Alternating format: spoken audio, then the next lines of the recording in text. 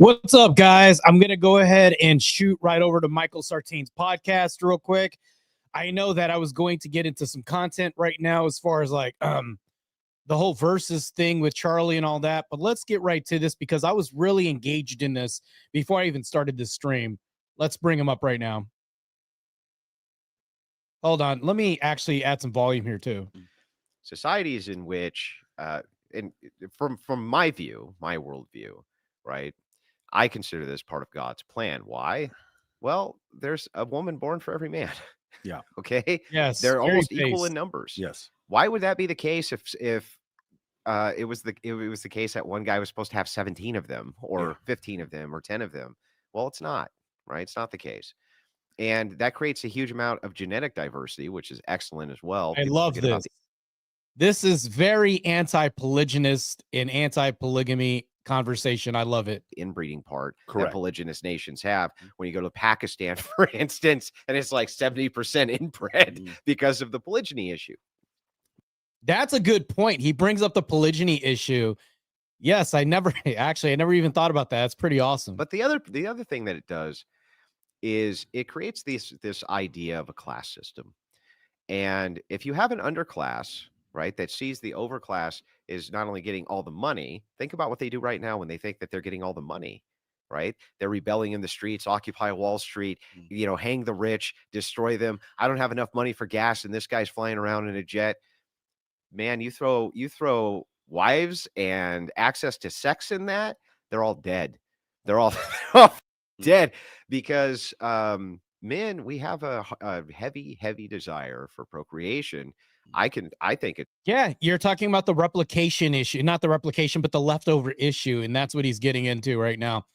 It's great conversation he's having right now. It's God-given. You may not. You may have the idea that this is evolutionarily based, but we're still saying the same thing. Yes, we're still saying the same thing. The drive is there, and men have killed each other throughout history.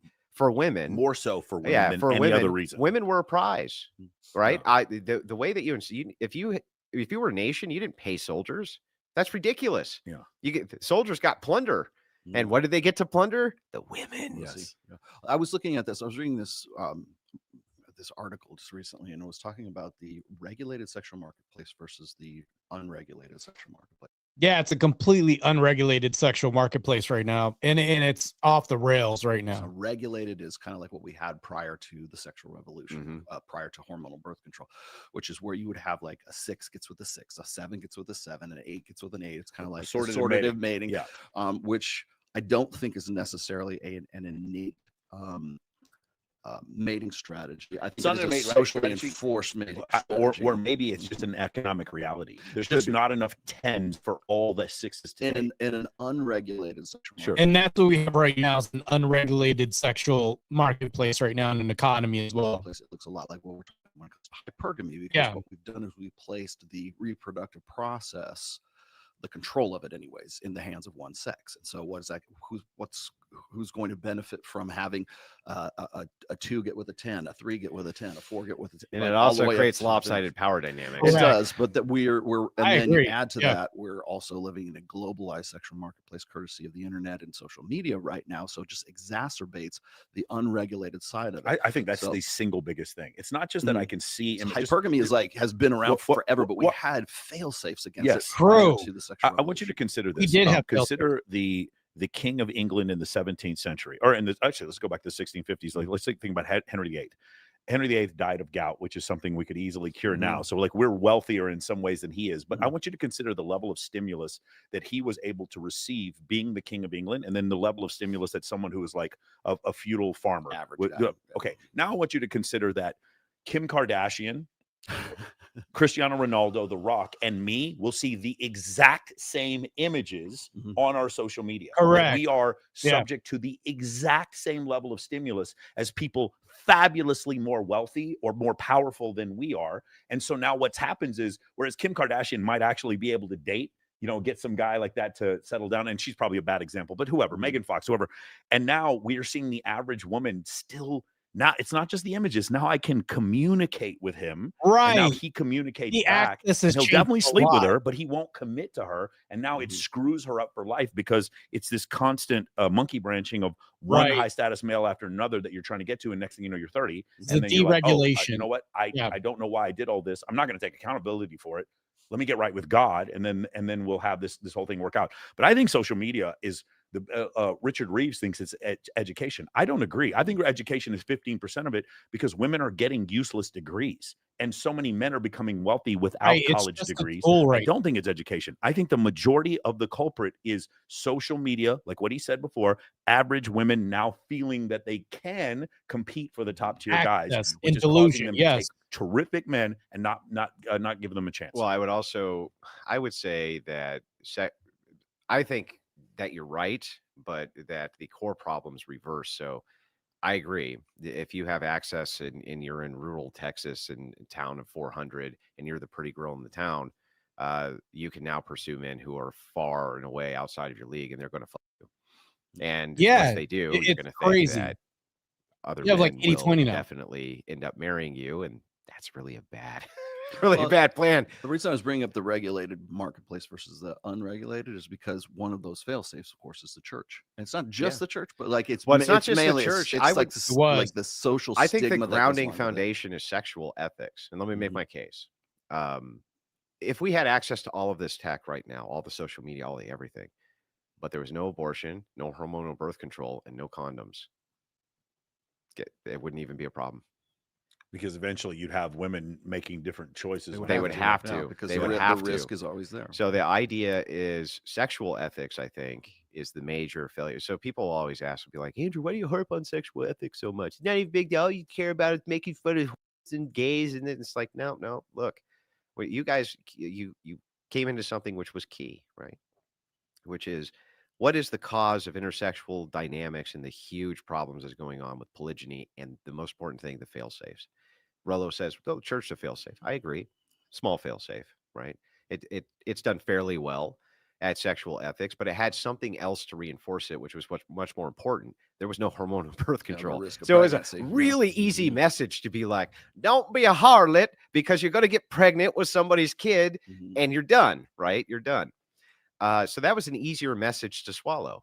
Well, and right now, people can have affairs illicitly on their wives, girlfriends, whatever, right? And they can cover it up basically forever, right? Women can use abortion as birth control. They have access to hormonal birth control. Men have access to condoms. Men have access to vasectomies.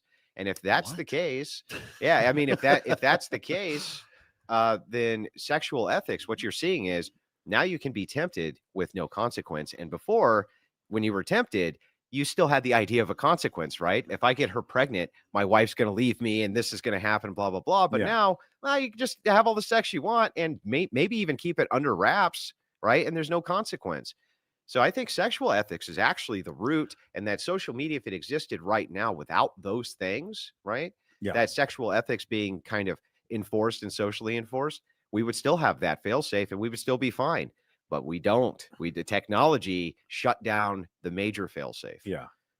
Yeah, that's so true. And that's the thing, though, is we've taken all the responsibility and consequence out of this tool that we had. And we can experience all the hedonism we want, all the sex we want, absent anything else. And Andrew's right to point out that we can now cover our tracks and hide things a whole lot more because we could delete the mistakes. We now have an eraser, where as far as we did homework in the past and we couldn't use the eraser and mark it out. You know, what you laid down in the past is what you've had to deal with. And these tended to be lessons to us moving forward in the future. Now it's like we don't have a lesson. We don't have to learn. Now the learning curve is all jacked up right now because it's like I could continue on the same mistakes, but then I could just delete said mistakes and then restart over again. We've just given women a cheat code right now to cheat around a learning process they have. Now they have a learning disability.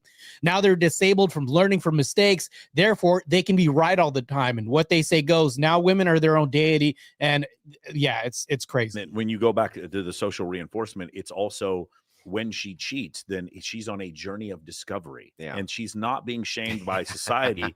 She's finding her groove now. She's on a journey. She's on a journey. Exactly. And someday you notice that rationales like that cropped up after the sexual revolution. Well, it's it's like, you never would occultism. have. Yeah, well, it's a way to excuse away, like, just psychologically, a lot of the stuff that we see as sort of like leftist, progressive, feminist kind of ideology is all based on like old school Jungian psychology, or what you call it, I won't say Maslow, but it's based on sort of therapy speak, right? So if you're doing something for the latent purpose of, I want to get my rocks off, I want to have, like, I mean, the ultimate purpose, of course, is pregnancy, but if the proximate goal is, I just want to have sex with a hot guy, there's got to be a social fail-safe, or it's got to be a social contingency for that, and it's already been baked in over the course of like the last 60 plus years since the sexual revolution. So now I was on a journey of self-discovery. Oh, I'm not like that anymore. I was so crazy in my college years, and now I'm gonna get right with God, and I'm gonna be serious about it. And when you post that on social, and that's the thing, though, we've eliminated women's agency. Like, they say we're trying to take away their agency and their autonomy, when women really have never had autonomy. Nobody actually has autonomy. For instance, you can't delete yourself if you want to. Anybody is allowed to stop you. There are two people that can take your rights away. It could be a judge or a doctor that could put you in a room under observation, and they can actually stop you from self-deletion. We can't actually do a procedure on ourselves because it would be illegal. We would have the doctor do this. Hence, we don't really have autonomy. It's just this construct that we're led to believe. It's just force moving from goalpost to goalpost. So the whole force doctor thing, and all that. But anyways, back to this. media, people take you seriously. That's because half of them did the same. Yes, that Well, they and then, so like, God bless Coral Osborne. I love her to death. But like, whenever we're talking about sex and stuff like that, or she's doing some sort of like talk or something, I'm like, why is sex like trigonometry for you? It's like, we got to figure out like why we did it and our unresolved childhood issues and others. I'm like, can't just be. You know what? It's actually, you're right. It's not nearly but it's as complex, it's and it's most of this stuff rationales. is rooted, the self-discovery, the journey, the idea of me finding myself. That's all rooted in 1800s occultism. All of it, and all of it is occultism. The idea is, and if you ask them, they'll even tell you, right? It's a spiritual journey. I'm not religious. I'm spiritual, right? I have crystals and candles and this and that. And, I commune with nature, and they'll tell you this, right? That's part of their journey. Yeah. It's all occultism. And if you look at the early sex cults in American history, guess what they were doing? They were all doing weird sex with crystals and candles and weird occult nonsense. And what was the main thing that they would talk about? Your spiritual progression, your spiritual journey, your spiritual ways of self-discovery. And it was all ingrained around orgies and sex and crazy. It's like, when you say that feminism's rooted in occultism like Rachel does, people get very upset. They're like, no, this was a social movement about equality. Until you start looking at what these believed. And then you're like, wait a minute. No, it wasn't. This was a motion of women being able to sexually liberate themselves from the chains of the evil patriarchy, which was enforcing sexual purity on society.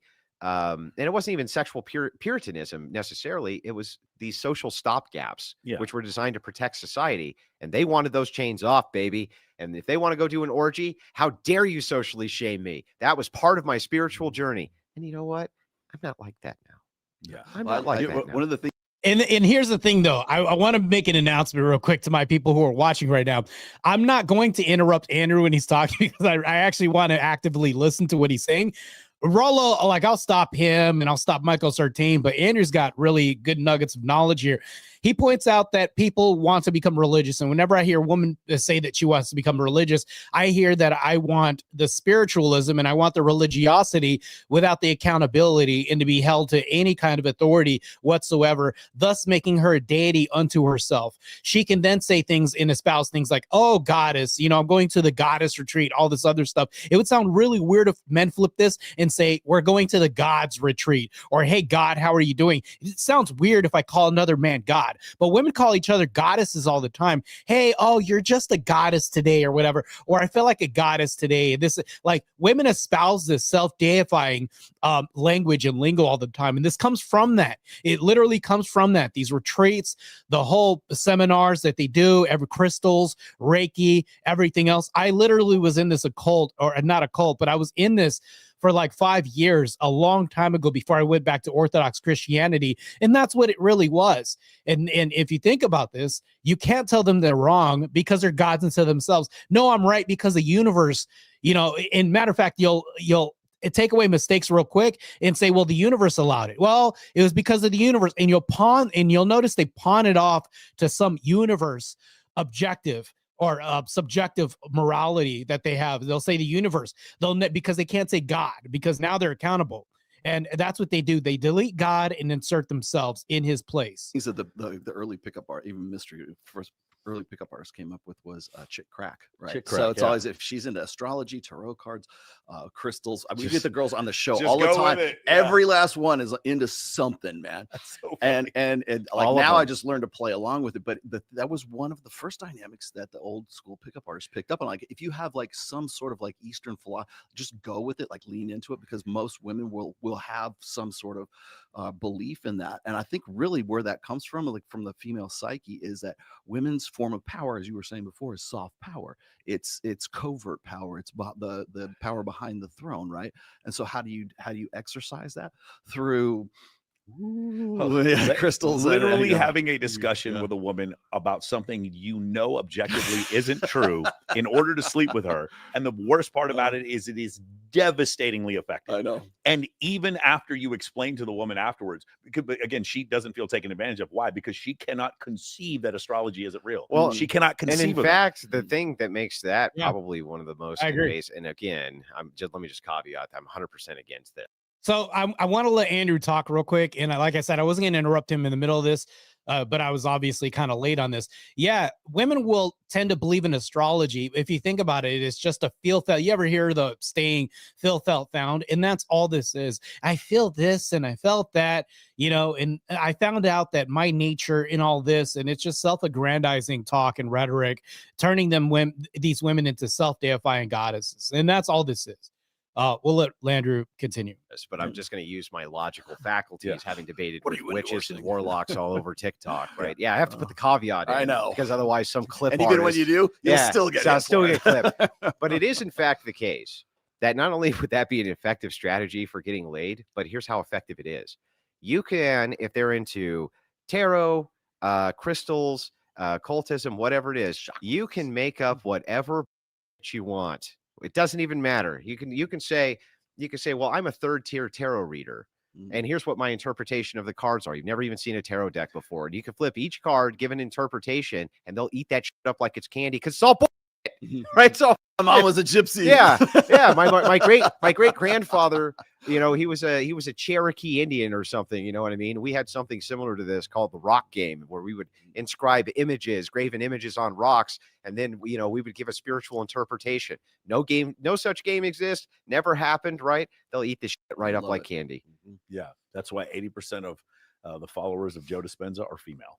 Oh yeah. Yeah, How about Yeah. Teal Swan? yeah. Mhm. The followers of Teal Swan, who's a nutcase, a cult leader, crazy broad, and she makes it up as she goes too. I remember doing a stream where I was correcting her. She was talking about early mysticism, and I was like, all of that, literally everything she just said was totally made up.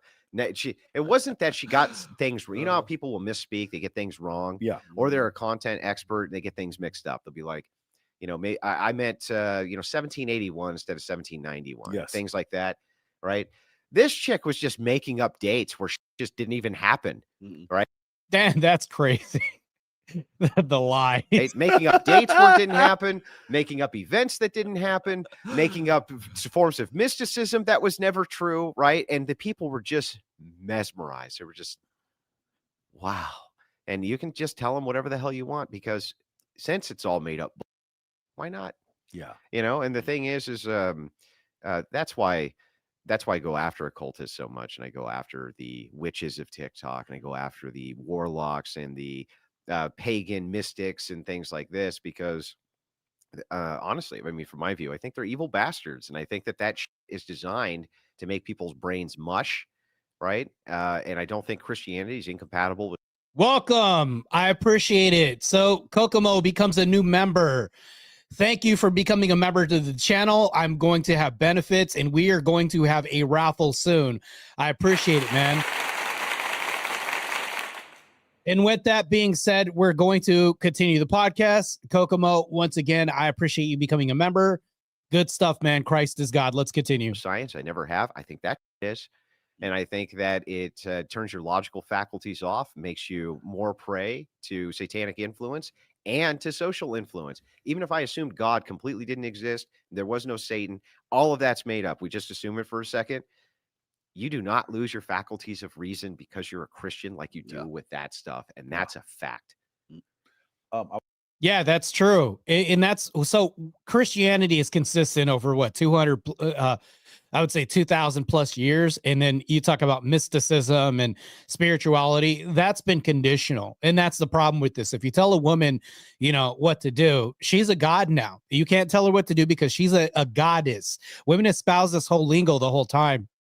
Whereas like men, you can tell them what to do because now we're the oppressors. And it's crazy because that's always conflicted with patriarchal structures regardless. And guess what also is patriarchal? Christianity. So they're always going to be relentlessly at odds with each other.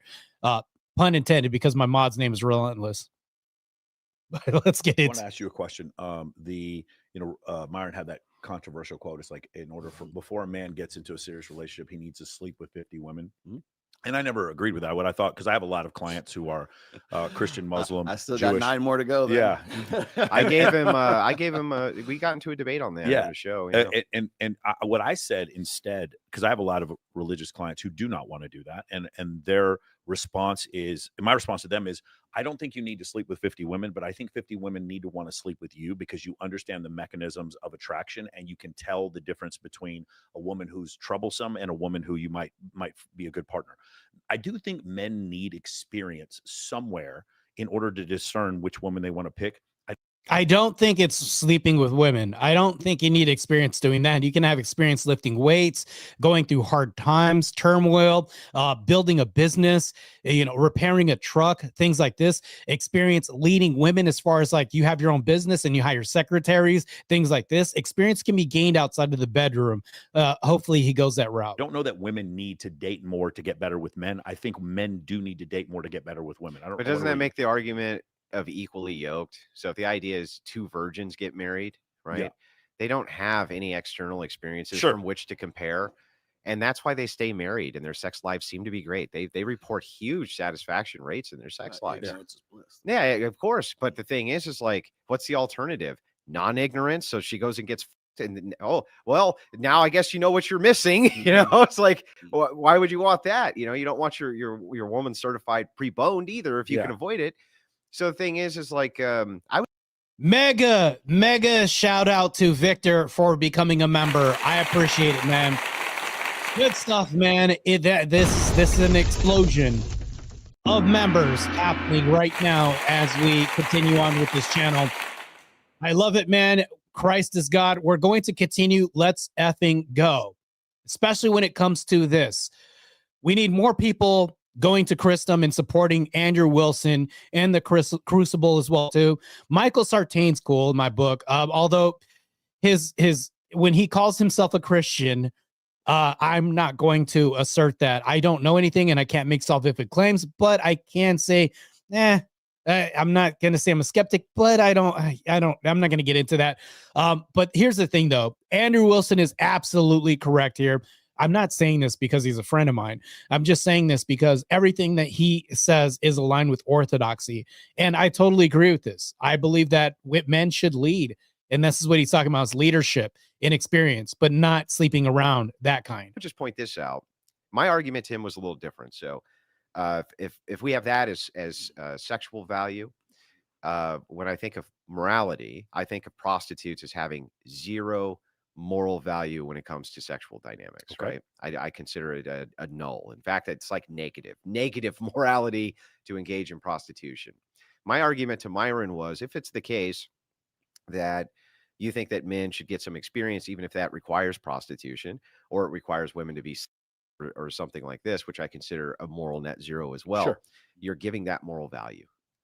Now it has moral value.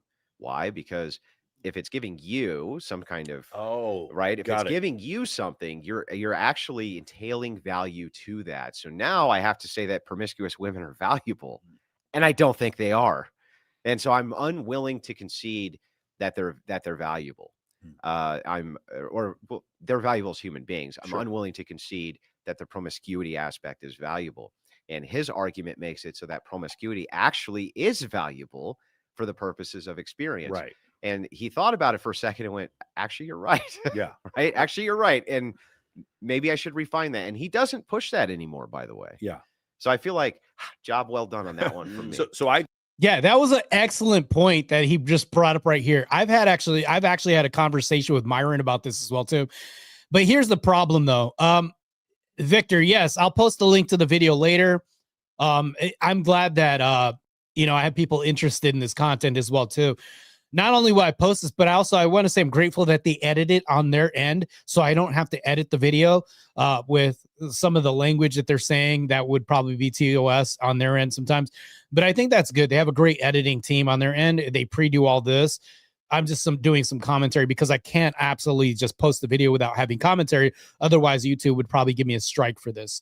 But let's continue. This is great content. I didn't plan on covering this content today. I had another agenda for this content that I was going to produce, but this is great. I always thought of that as more like sort of like an example, an illustrative thing, because he was always saying you have to actually go sleep with 5 women. Well, I mean, women, no, but like he's dynamite, man. Some people are a scalpel and some people are dynamite. Myron is trying to knock you. Well, out I mean, of the hole. but see, the reason whenever he gets quoted on that, people are like they fly off the handle and think that's what he meant. Of course, like, same thing with the vasectomy. You can't use allegory, metaphor, hyperbole, or anything. Well, but like I asked that. him direct.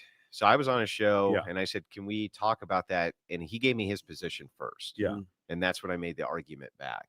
And he was like, I see what you're saying. I understand. He's like, you don't want to give it. I was going to save this question for when we got on Access Vegas later, but I'll ask you right now because you brought up equally yoked. One of the things, maybe you guys can help me like sort this out. One of the things I've been kind of like contemplating and struggling with these days is the idea of Tristan Tate, when Tristan Tate said that simping is an unequal exchange of value. Yeah. Okay. Well, if that's the case and men are expected to die for their women, is that not the ultimate exchange of value? So let's just say, for sake of argument, I mean, because even naturally, instinctively, we're going to put ourselves in front of live ammunition to protect women that we don't even know. So what I'm getting at is that there is no such thing as an equal exchange of value between men and women if my life is always going to be forfeit for that woman. Now, that's the most extreme example, but what else do I have to do to like become the high value guy? What else do I have to do? So will there so when we're talking about equally yoked, now people say equally yoked in the faith, but I think a lot of people take that scripture and they'll say, well, equally yoked and like she's a professional and I'm a professional. Yeah, they divert to egalitarianism when they talk about equally yoked, and that's not even true. I think we're equal in value, but not equal in function, duty, and purpose. So there's a misalignment there when they try to turn this into interchangeable widgets. And I think that's what Andrew Wilson's probably going to go down talk about. And we all have to, like a 6 and a 6. Like that's not that's not the way I interpret that. Equally yoked is, especially in the context of where it's used in Scripture, what you're discussing there is spiritual bonds, right? Be equally yoked in spiritual bond. So the idea is like, if it's the case that my wife is secretly practicing Satanism in the basement, right? Now you're unequally. Now we're not practicing the same spiritual bond, right? That's not happening anymore. And because of that, that's going to create conflict, serious conflict. And when it said be equally yoked, it's not even saying that people are. It's not even giving you that. It's just saying if it's the case you don't want discord, then the person you're with, you have to be equally yoked with when it comes to spiritual concerns. My wife can't be a Roman Catholic and me an Orthodox. We're going to have problems with our kids' faith. We're going to have problems with interfaith conflict. If I married a Muslim woman, like imagine that, you know what I mean? It would be, and these unions happen, and they're almost always disastrous because they're not equally yoked, right? That's what that means. What you touched on is an ontological question, the state of being. Is it the case that men are always going to be the greater sacrifice? I guess in a way, yeah. So are they ever equally yoked with women? I would argue no, but that's why I argue for patriarchy. The truth is that even if I grant this model, the brand new Christian model of servant leadership, even if I grant it that men are servant leaders, then they're still the leaders. And so who gets to determine how to lead? The leader. So even if they are to serve, they're the ones who get to determine how to serve, not you. Otherwise, you're the leader, right?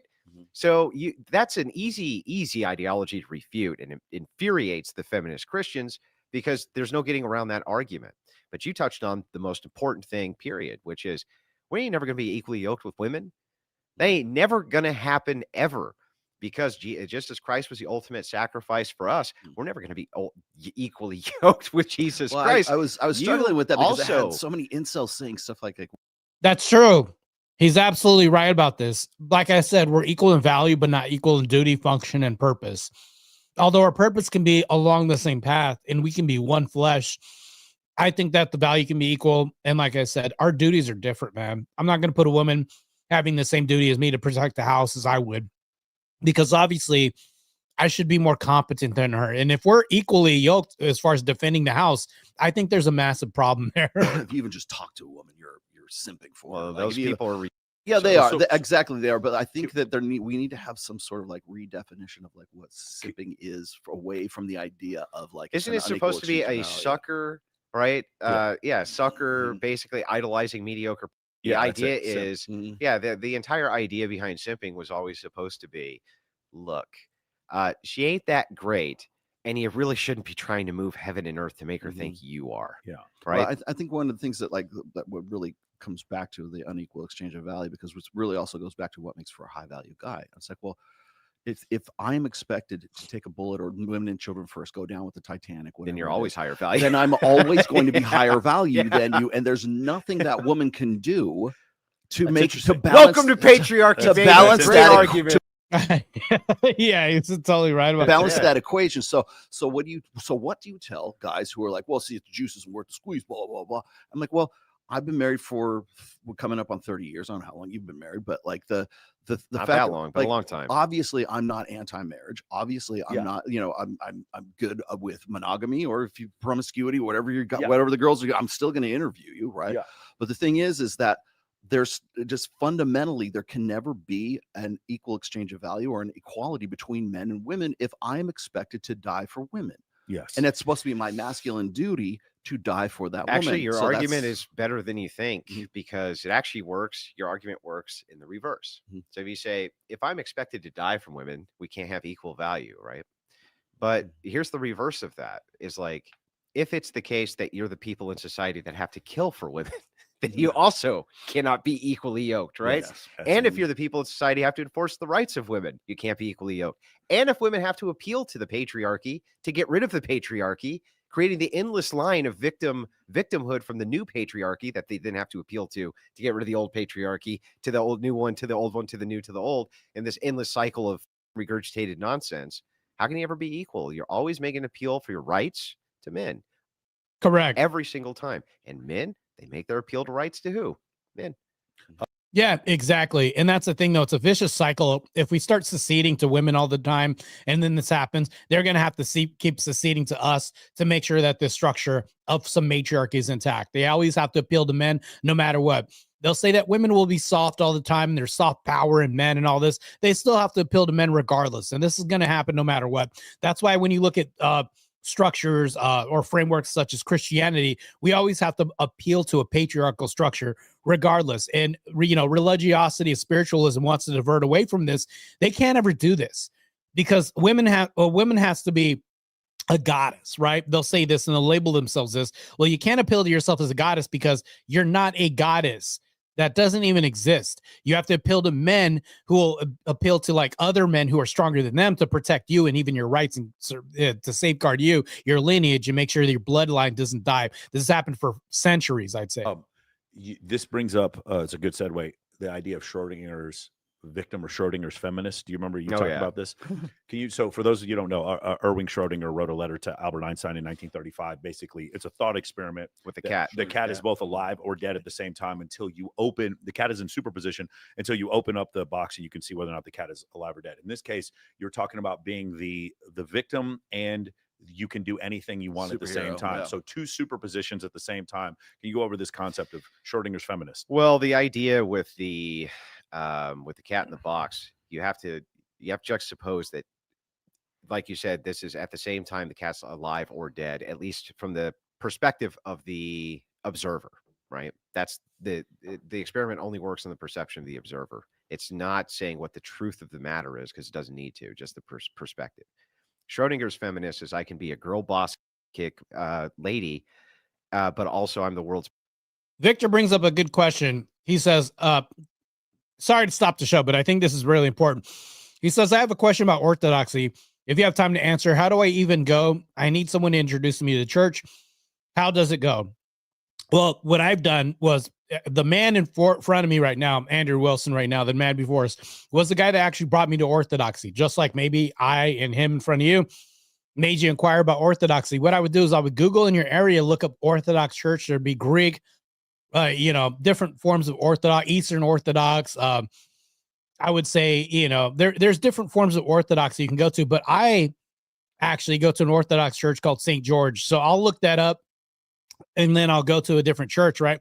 But here's the thing, though. You can inquire at any Orthodox church around you. I don't know what the distance is, what your location is or locale, but if you Google it, just go to a local parish and just check it out. Matter of fact, you don't even got to go to a liturgy. Just go to a Vespers. If you go to a Vespers, which is like a smaller, it's like 30 minutes or an hour at most. That's it. If you go check it out, man, and just see how it feels, looks, everything else. But just go for I mean, if you're a Christian and you're on the cusp of transitioning over or thinking about inquiring, just go. I'm not evangelizing right now, and I'm not telling you, hey, you have to go, and I'm not trying to sell you on this. Go yourself. Come and see the Orthodox church and just check it out, man. If you go, meet the people. They're really nice, welcoming. And if you go, you'll see the architecture structure is great. We have murals, we have icons, beautiful things like this. It's just gorgeous. There's no way I can describe it to you, man. You got to go yourself and check it out and then talk to those people. Talk to a parish, talk to a spiritual father, meet the congregants who go, the faithful members that go. It's pretty awesome. I myself am a catechumen right now. I'm the guy that's in the process of becoming a student to become baptized, because if you're the catechumen is the guy that just goes through this process.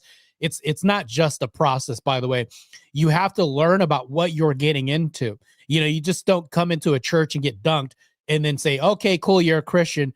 No, it's also a vetting process too. So you can find out what you're getting into as well too. You're not just going to show up and just be like, all right, cool, dunked, and now I'm a Christian. They're going to be like, okay, do you understand church history? This is how church history goes. This is our process. This is the church's structure. We don't have gossip. You can't have a gay lifestyle actively and be an Orthodox person. We won't accept that. Although we will accept people who are gay if they go into monasticism. We have actually solutions for that lifestyle. If you're a person who believes that they're trans and has this idealization, we can't accept the idealization, but we'll accept the person. So there's this distinction about, hate the sin, love the person. You have to separate the two. It's a hospital for people to go to. If you're sick, you want to go to the hospital, but you want the hospital affirming your flu and saying, well, he identifies as having the flu. We're just going to make sure that he maintains the flu. No, we're going to try to relieve you of this sickness, whatever that is. And that's the thing, though. Orthodoxy is really based, I'll just say that, and I can't speak on behalf of the church, even though I sound like I'm doing that to some degree. I'm just telling you my experience. And as a catechumen, I'm still learning, by the way. That's why I don't do theological debates or any of this. So when I talk to people and I talk about theology, I could talk about Jesus. I could say Jesus is God. He's a great person, all this. But I'm not about to do an exegesis about scripture and all this and interpretation of the Bible. I need permission from the church to do this. That's another thing about orthodoxy too, is you enter grave territory when you start doing this, because you can misrepresent the church. We recognize how much of a weight this is. It's actually a burden to do this, because you can actually turn away people from the faith if you represent Christianity wrong. Yes, of course. Mo Rebuttal. What's wrong, man? What's up? I said, what's wrong? Yeah, join Orthodox. Not join, but check it out, man. This would be cool as hell if you look it up. But yes, message each other on Discord. The Orthodox Church is a great church to inquire on. Let's get back to this concept. Biggest victim at the same time, depending on which thing suits the situation best. So if it's the case that I'm getting validation because, I'm Allie Beth Stuckey and I just did this debate, right? And I had a pretty good performance, which she did on Jubilee. It was a good performance. I totally agree. I thought she did a good job. Kudos where kudos are due, right? Now you're a girl boss, babe. Speaking of which, my Jubilee episode will drop this Sunday. I'm going to make it kind of like a premiere. Hopefully Jubilee doesn't give me a strike for showing their content. They have a habit of doing this. I'm going to go ahead and post the episode and the clip where I destroy Brian Johnson in this debate, the billionaire who thinks we can be immortal. Okay. But then don't go the next day on Twitter and be like, why can men be mean to me? Oh, they're being mean. They're so mean. Now you're the world's greatest victim. And it's If like, you have a problem what with happened her, you to must our be a Jubilee? coomer. Yeah, what happened to our Jubilee kicking chick who came in with the pants? Like, where the hell did she go? She's gone now. As you can tell, Andrew Wilson has been losing weight. He's looking great. Yes. Let's go. Well, it didn't benefit her to continue to be the kicker then. It benefited her to be the victim then, but it benefited her to be the kicker on Jubilee. Same thing. Then she makes the call for porn, right? And I've never agreed with your guys' stance that porn saves more marriage. I don't think the data I didn't shows say it saved. I said prolonged. prolongs. Yeah. I've never had any. Okay. Well, I'm just saying the data, all the data that I've parsed out says the opposite. But I'll just say this, right? Whether we agree or disagree on the point, I at least understand the concept of what's being said, which is if you're in a sexless marriage, it's far more likely that your marriage is going to stay together if it's the case that you can at least get your rocks off somewhere. That logically makes sense to me. Now, whether or not in practice that's the case, we can quibble about, but we're not going to here. I would just say this. When it comes to the Schrodinger's feminist, the girl boss, or the greatest victim of all time, you look at Allie Beth Stuckey, she's hardly the worst of them. Okay. Yeah, you see how this is Kamala Harris, right? She was a girl boss. She wore the pantsuits, this and that. And then it was Myron Gaines victim. So here's the thing, though. I do want to interject on one thing, just interjecting, meaning interrupting. Me and Andrew Wilson teamed up on a debate against Fatty and Dusty against Korn and pornography. That issue has been destroyed already.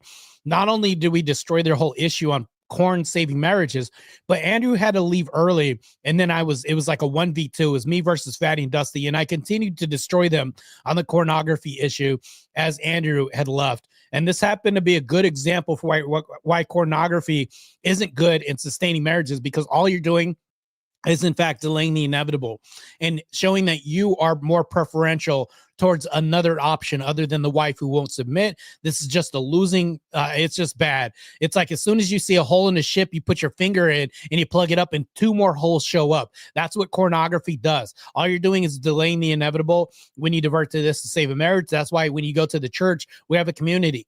You have a community you can talk to, people that you can confide in. And that's what people are lacking these days. They're lacking community. When they have a marriage that's failing in sexist relationships, they don't have anywhere to go. But the Orthodox Church, I can't say this, we have a community. There's communal sense to this. Women are more communal than men, I'd say. And actually, when you do have this, you have people to confide in, your boys that you can hang out with, your girls that you can hang out with. And these are all women that are supportive with the same agenda and goals that you have. Must be, yeah. right? Tate from Romania. Yeah, from a Romanian prison. Yeah, Andrew Tate victimized me. Oh my God, I'm a poor woman, this and that. Well, men can't get away with that. If I go on the internet and I'm like, look, I'm really being treated unfairly here. Stop whining, Wilson.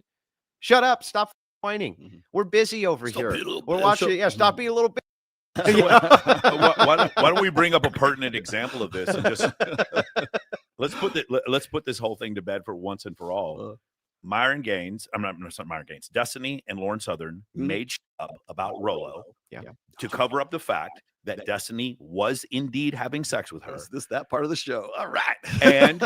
and what the problem is, like, if I talk to Jasmine Jafar or Farha Khalidi or anybody about this, they're going to say, well, I'm not friends with Destiny anymore. Wait a second. No, you're getting all this wrong. What? It's way worse. Way worse than that. I want to say, just before you say anything, this man had my back from day. What I'm saying is, worse. You couldn't. We're talking about claiming to be a victim. Yes. You couldn't. You had. But the problem is, here's my biggest issue: is that after you're completely proven right, there's all this nonsense they made up about you having some racist Twitter account. Yeah, people still can't go back and say, okay, unequivocally, this was proven to be right.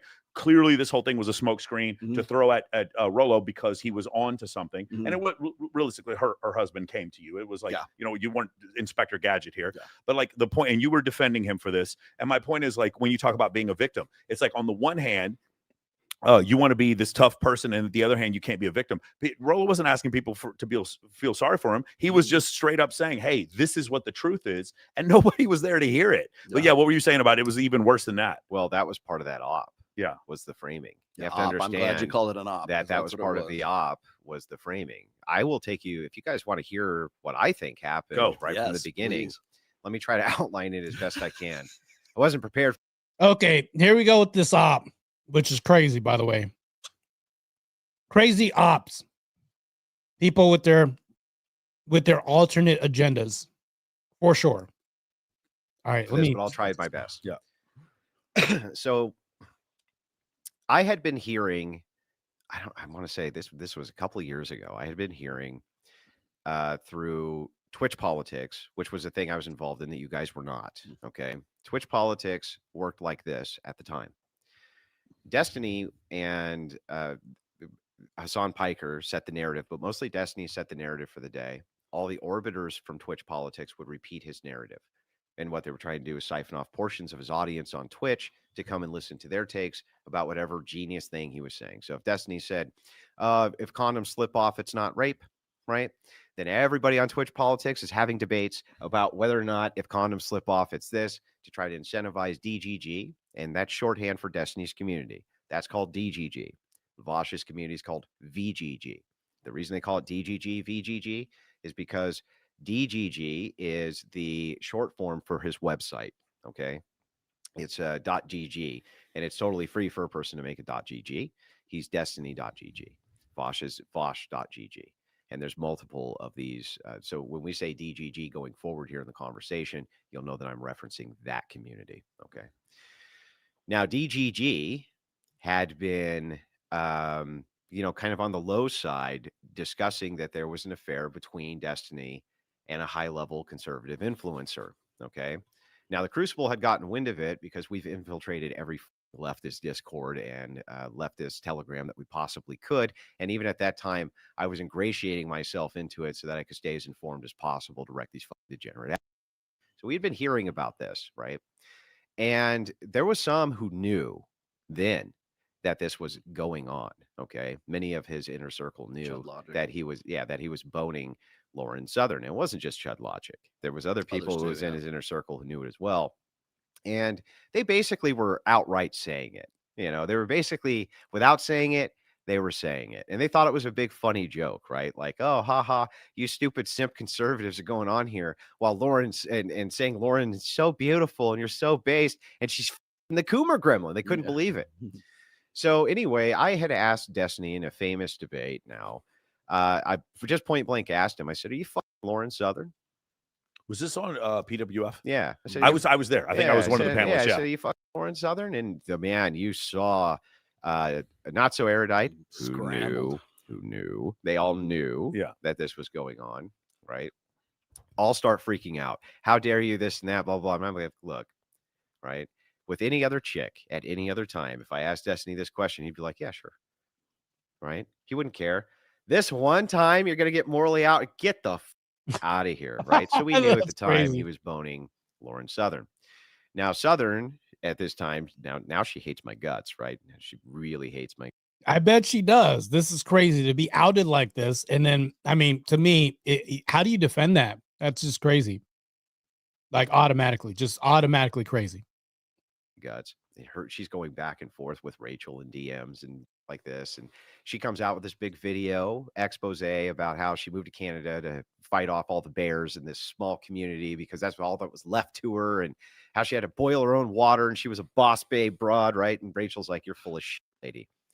While this was going on, there was a conspiracy which was being collaborated between DGG, Destiny, Brittany Venti, Lauren Southern, and other Mean Girls actually who were involved in this that you may not know. I've always thought that Hillary Crowder was a part of this, and other women were a part of this as well because they're all part of this Mean Girls clique.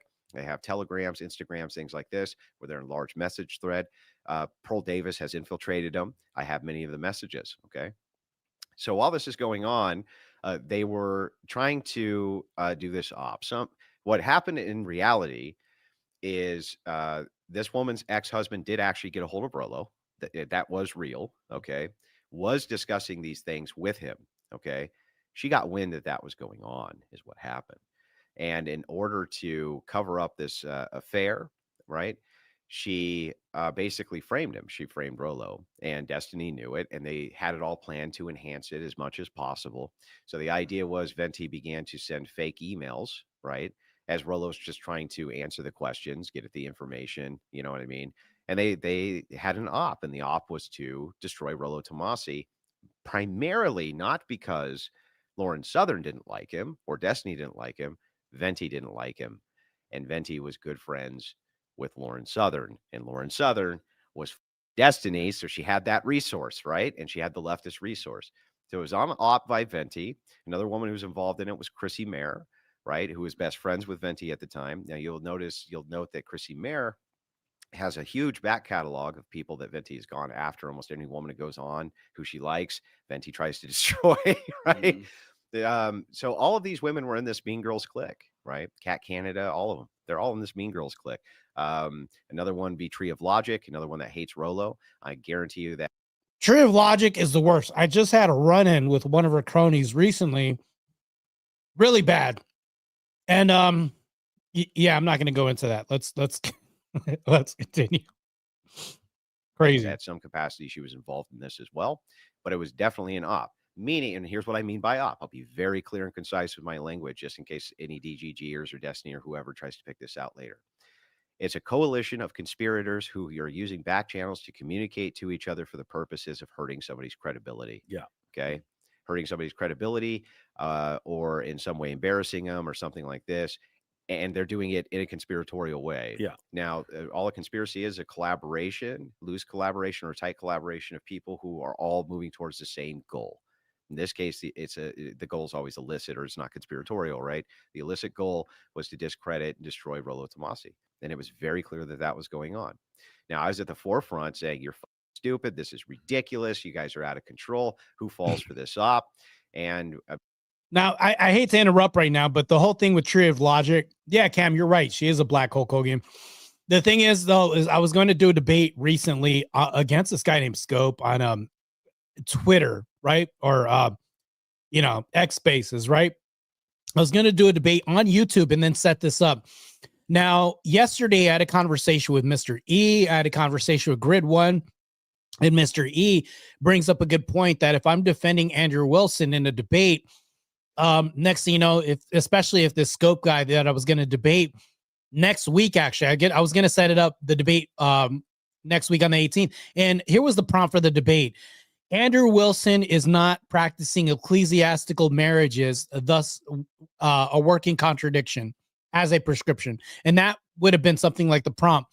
The problem with this is I'm defending another man's marriage who I don't know the inner workings on, especially like the absolute inner workings on.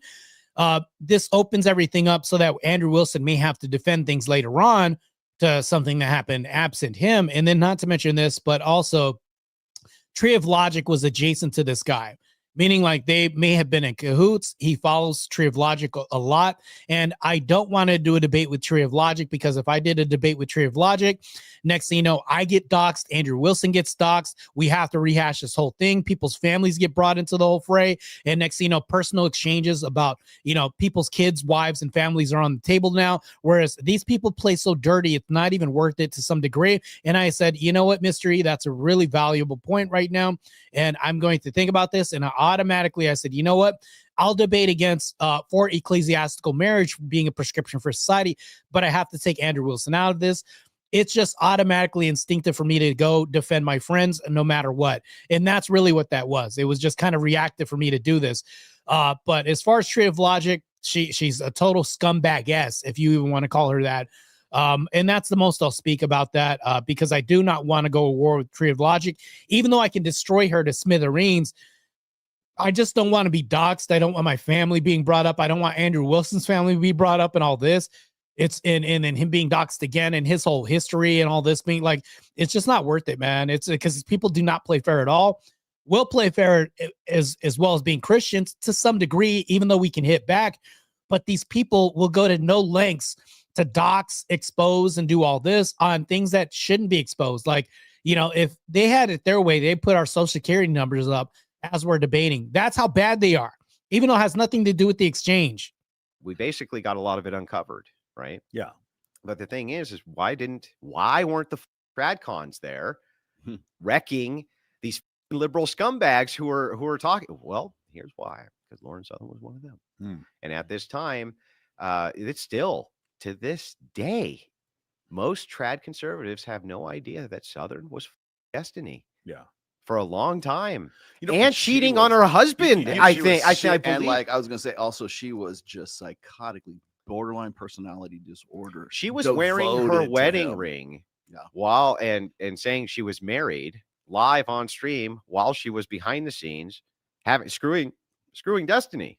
So here's the thing that I find most ironic about this, because I've had several conversations with Steven Destiny, and if he had come out and said, "Yeah, I'm screwing this conservative," but no one, we would all been like, "High five, bro, good job." Like, do you know why he didn't? I'll tell you why. Well, at the time, it was Melina, right? Yeah, at the time he was thinking about leaving Melina for her. Like, this has now come out since, right? And this is my rudimentary understanding, is that he was having marital issues. Go figure, open relationship, right? He's having marital issues, and he was thinking about a serious and significant relationship with her. Melina has come out and said that Destiny was basically involved in an emotional affair with another woman. It wasn't just about sex. And the reference there is to Lauren Southern. So the reason that he was keeping that under wraps is because he was going through, what later became a divorce, and at the time was trying to be a quiet separation. So all of this, though, was an op in order to shut Rollo up, because Rollo was talking about the fact I was getting too close to the truth. Hey, Southern's fucking him. The whole her wearing a wedding ring thing is not true. There's a big LARP going on here, and that was hurting her credibility.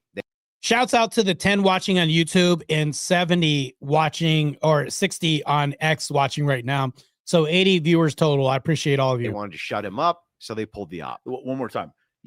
Lauren Southern's husband came to you. You didn't wake up one morning and say, "How do I destroy Lauren Southern?" Correct. And by the way, let me say this for the second time.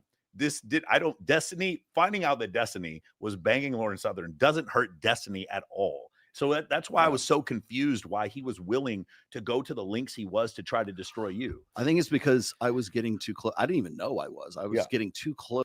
Also, if you guys can hit the like button, that would be gracious of you to do so, especially if you're in my house or my platform and my space. Hit the like button. I know there's at least 60 people on X, or 70 people on X watching right now. If you guys could transfer to YouTube, just hit the like button. You guys can go back to X if you want to. That would just do me a kind service and just help support my channel.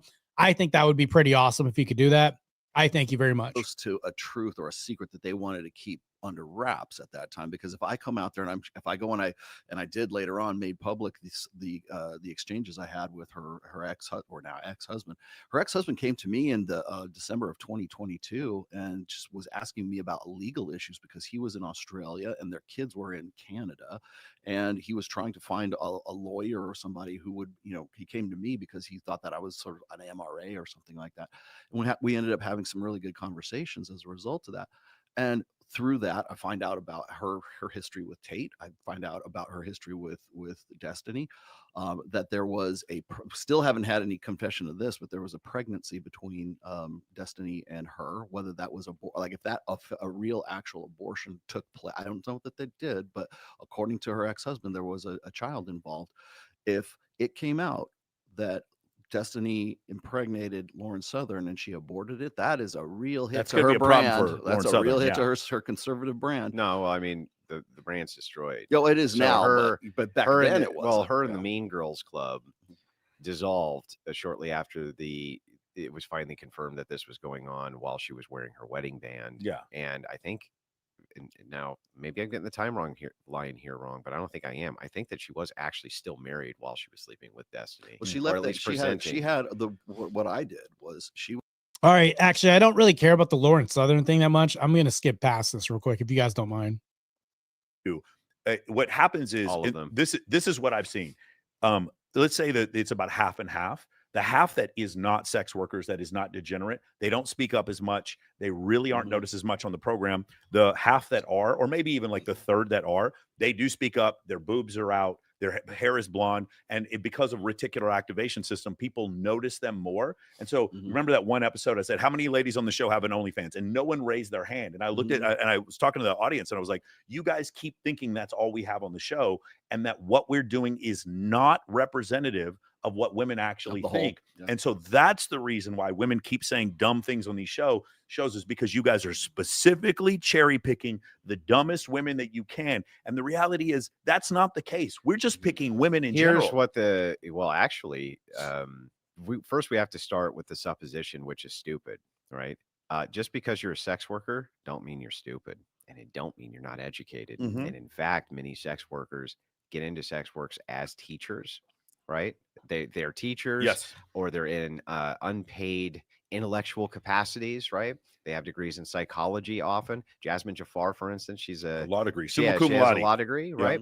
And like Farah Khalidi, she worked in politics. Well, she also, I think she has a degree in philosophy, or is getting close to having a degree in philosophy, something akin to this, right? Most of the people who go on whatever come from the college in Santa Barbara. And many of them are poli-sci students, most of the time third year, or they're recent graduates, right? They have degrees in philosophy. They have degrees in medicine. They have degrees in all sorts of different things, right? And some of them have degrees in philosophy. And just because you're a sex worker doesn't mean that you're an idiot. That's one. And two, almost nobody ever went on the show was. 15% of the total show was sex workers. But if you ask people outside. And what's funny is a lot of the women who come in dressed provocatively, the would come in dressed more conservatively than I'm not giving this away for free. The prostitutes, subscribe to my the prostitutes that come in dressed more conservatively oftentimes than the normal second year college students. When I'm doing the thumbnails, when I'm placing the girls' pictures and stuff like that, I'm going through their Instagrams to pull off the pictures and drop them into the thumbnail, right? And like most of them we know already anyways. And so I'm looking at them and they're like, they present themselves on Instagram with like, their tits out to here. They're always in lingerie. They're always in a bikini. Sure. They show up in here and they're like t-shirt and sweatpants. Yeah. It's pretty funny. Well, that's the thing is because they're just casual. A lot of times they dress more provocatively even than the prostitutes do. And what I think is really funny, and this is these people telling. Yeah, such a bait and switch that they're talking about. Yeah, for sure. They often do this. And I think sex workers do this often in life as well, too. This isn't always the case that they dress provocative everywhere they go. You'll see this often in because a lot of these sex workers do it on the side, and then they'll have a real job, whether or not it's in corporate America or anywhere else. That's where this comes from. And I think that when we see this dichotomy, we can then think as dummies out there that just overlay this broad example of they're just showing cleavage, they have to be sex workers, can be further from the truth, because a lot of people who are conservative minded, which pseudo conservatives, can get on these programs and then represent their best self, which means I'm going to show cleavage and stuff. Meanwhile, the sex workers actually have real jobs on the side sometimes, will then dress really conservative because they don't want to be oogled and gawked all the time and all this, because they do this on the side. So yeah, I can definitely understand how this can work on themselves, right? And oftentimes they'll say, you get these dumb on, and the clip is not with a prostitute. Yeah. And that makes me laugh my ass off, and it makes me go, yeah, I guess, you know what I mean? Your assumption here is that she's a prostitute, and she's not. I'm hilariously enough, I'm being way more charitable than you are. My point is, you think she's a prostitute, and she wouldn't sleep with you. So what does that say about you? Yeah, if she's a prostitute, wouldn't or sleep that with they're you. or that they're stupid. You know what I mean? There's been some women that I've had debates with on that podcast who were very intelligent, and I appreciated the back and forth, and they had very intelligent things to say. They weren't stupid at all. And I've never thought that women are stupid because they're women. That's never been the case. I think, though, that most of the criticism comes from this. Those shows make a lot of money.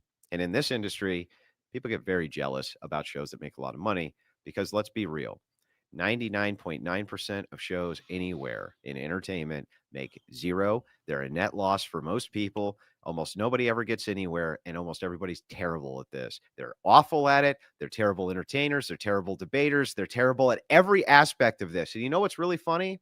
Why would you expect anything different? Most people are really terrible at everything they do, right? There's a few things you find that you're really good at, that you can make a profession out of it. It's always was going to be very few of us who are able to do this and make a profession out of it. Is it highly paid? It can be for very few people. Yeah. It's I think it's akin to a professional athlete.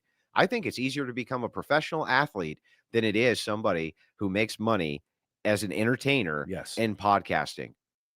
I agree. And you know what the crazy thing is, though, is like, let's say that I am a professional athlete, which I am, and then I become an entertainer on YouTube and have a great, successful podcast myself. How rare would that even be? Because he said being a professional athlete's rare, and then being a famous podcaster or somebody that does podcasts that's very successful is even more rare. Wouldn't I be like double negatives at a certain point where it's like ultra rare? I'm just saying. I'm speculating right now. Just saying, if this was the case, and this did happen to where my podcast ended up blowing up someday. I think you're more likely to get to become a big football or basketball star than that. Yeah. That's how rare it is. So it's like a lot of it is seething jealousy, and let's be real about it. Well, so one of the problems was you would have these content creators in the manosphere saying women believe this, and then you'd have people opposing and be like, no, this is a misogynist belief system. And then you would have thousands and thousands of clips from Fresh and Fit, Access Vegas, from David Cooley, from whatever, where women were legitimately saying the things that the manosphere guy said, and then just getting dunked on and destroyed. And so now the cope is, no, those are just the women you're picking. And the reality is, bro, it is so hard to staff these shows. Yeah. If you think that I'm just picking women because they're dumb or have weird stances and things, you're out of your mind. I have hundreds and hundreds of DMs from women, and Brian, I think thousands. You know, why don't you bring a smart woman on the show? And I go, when can you come? And by the way, we'll pay for everything. We'll pay for the flight. Of course. We'll pay for your meals. We'll pay for everything. When are you coming? You're one of the smart ones, right? Okay, you're not. Okay, got it. I wish Jubilee acted like this, because all I got was like a $50 check from Jubilee. I had to pay for my flight. I had to pay for my hotel, all this other stuff. And when I showed up to Jubilee, they were like, okay, here's your stipend. That was it. So I don't know.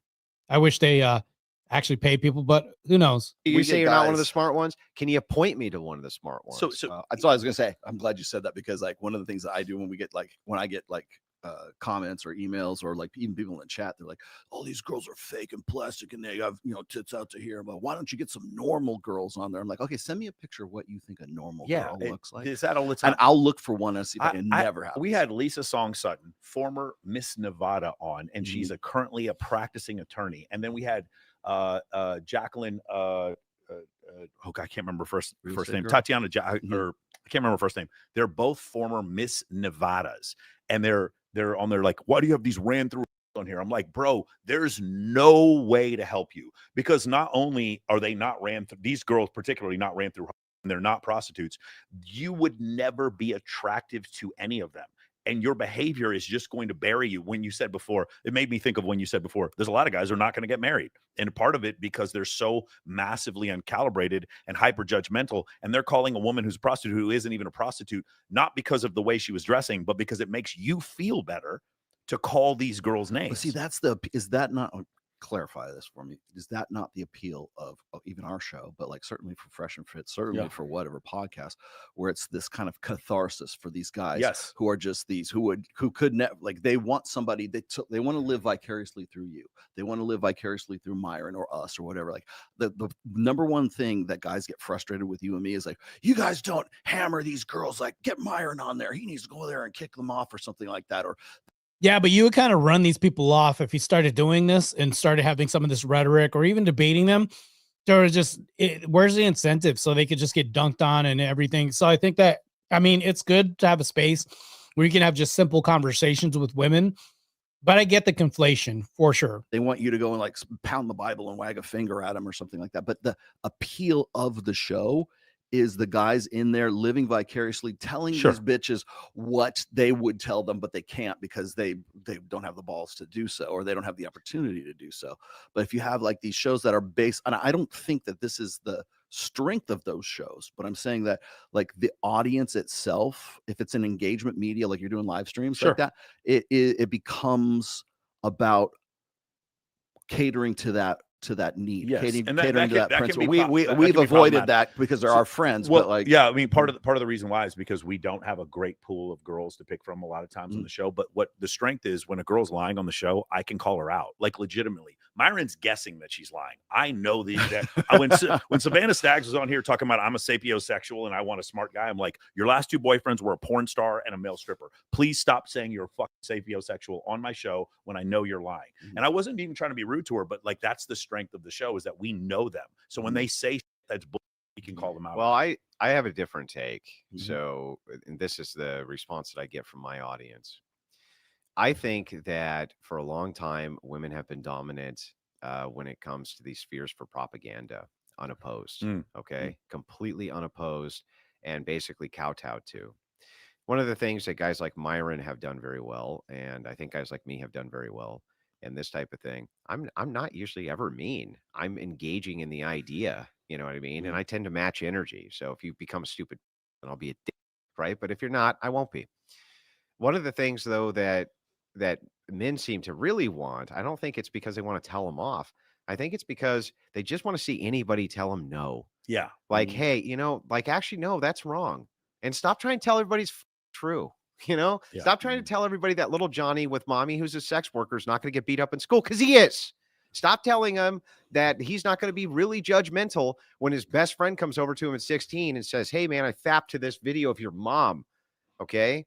It's not going to make good lives for you. All right. It's not going to be great for your kids. It's not going to be great for any of this.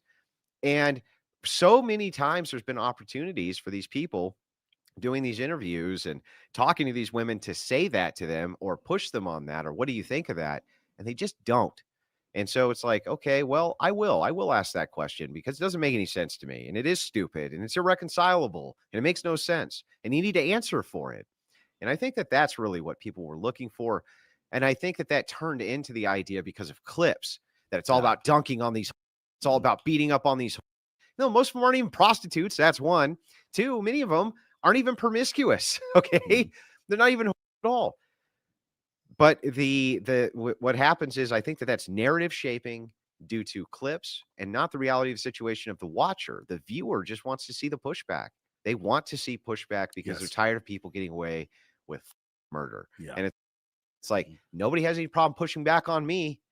Nobody gives a shit about pushing back on my worldviews. They don't care about sparing my feelings. It's like, I don't you think it's okay for me to ask some basic questions, Yeah, and that's true. I think that women have run men through the gauntlet when it comes to propaganda and being at the helm of these things. I think that absent pushback, all you just have is massive allowance and brainwashing that happens at a certain point, especially when it's almost like do as thou wilt. That's been running rampant for the past few, I would say, for the last century, and even more than that, I would say. So this is the problem. Unopposed to this, you just have unfettered brainwashing and propagandist culture that just proliferates media, sex, music, entertainment in our culture. Provocative culture has just been allowed to where it's just degenerate culture, unopposed, right? I think that as we get into these trenches and do debates against these, I would say this female feminist propaganda and even male feminist propaganda, the white knights and the simps who support this, I think unopposed, we just have allowance. And I think you're implicit in your own destruction if we don't push back or fight against this. Now, if you tell a woman no on a podcast, it's almost like a tenement to physical assault. If you say that you're assaulting a woman, if you tell her no, I think that we should normalize a little pushback and normalize a rebuttal or a counter to nonsensical logic that anybody else can try to espouse.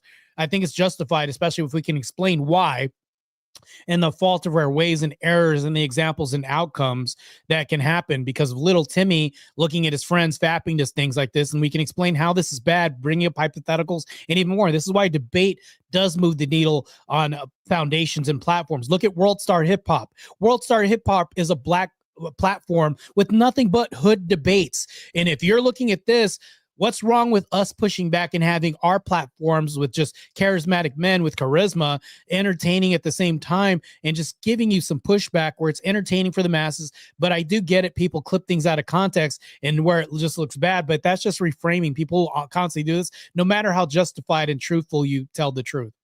You mentioned before, with the Dave Smith interview, you generally don't have animosity after debates. Have there ever been times when you did have animosity? Well, no, usually not caused by me. Yeah. But like this last debate that I did, this guy's making posts about, Andrew's a he's a this, he's a that, attacking me personally, attacking my fan because he lost the debate, right? Yeah. So if you lose it, so sometimes people will cope bad, they become enemies, but it's one sided. Yeah. You know what I mean? Mm. I try not to ever take a debate personally. I think that we can't have dialogue if we do that. Correct. We can't have dialogue if we do that. And I don't think that the apostles wanted that either. I think that the way I was in a debate the other night with a guy and made this point to him. The apostles had access to media now where you weren't going to get killed for just having an argument, right? They'd be way more harsh than the Christians now are. Oh, it would make you cry what these guys would probably say Yeah. in the realm of media where you're not going to get beaten to death for your opinion. And I do think ultimately that we should try not to take it, try not to take anything personal until a person makes it personal. Then you don't have a choice. But for the most part, I always walk away from a debate thanking the opponent almost every time for engaging with my worldview, because ultimately I'm not even trying to change your mind, try and change all of theirs. Has there ever been a debate opponent that influenced your worldview at all? You changed your opinion about something? I think every debate opponent does that. Yeah. I think every debate opponent I've ever had, no matter how bad or good, has influenced my worldview at least a little bit. You know, everybody has, to some degree, even really stupid people that you're debating with may have something useful to say somewhere in the context there. You know what I mean? Sure. Something useful that you can take away from it. If you're asking for like major incidences, there's times where leftists have changed my mind on the caveats of social issues.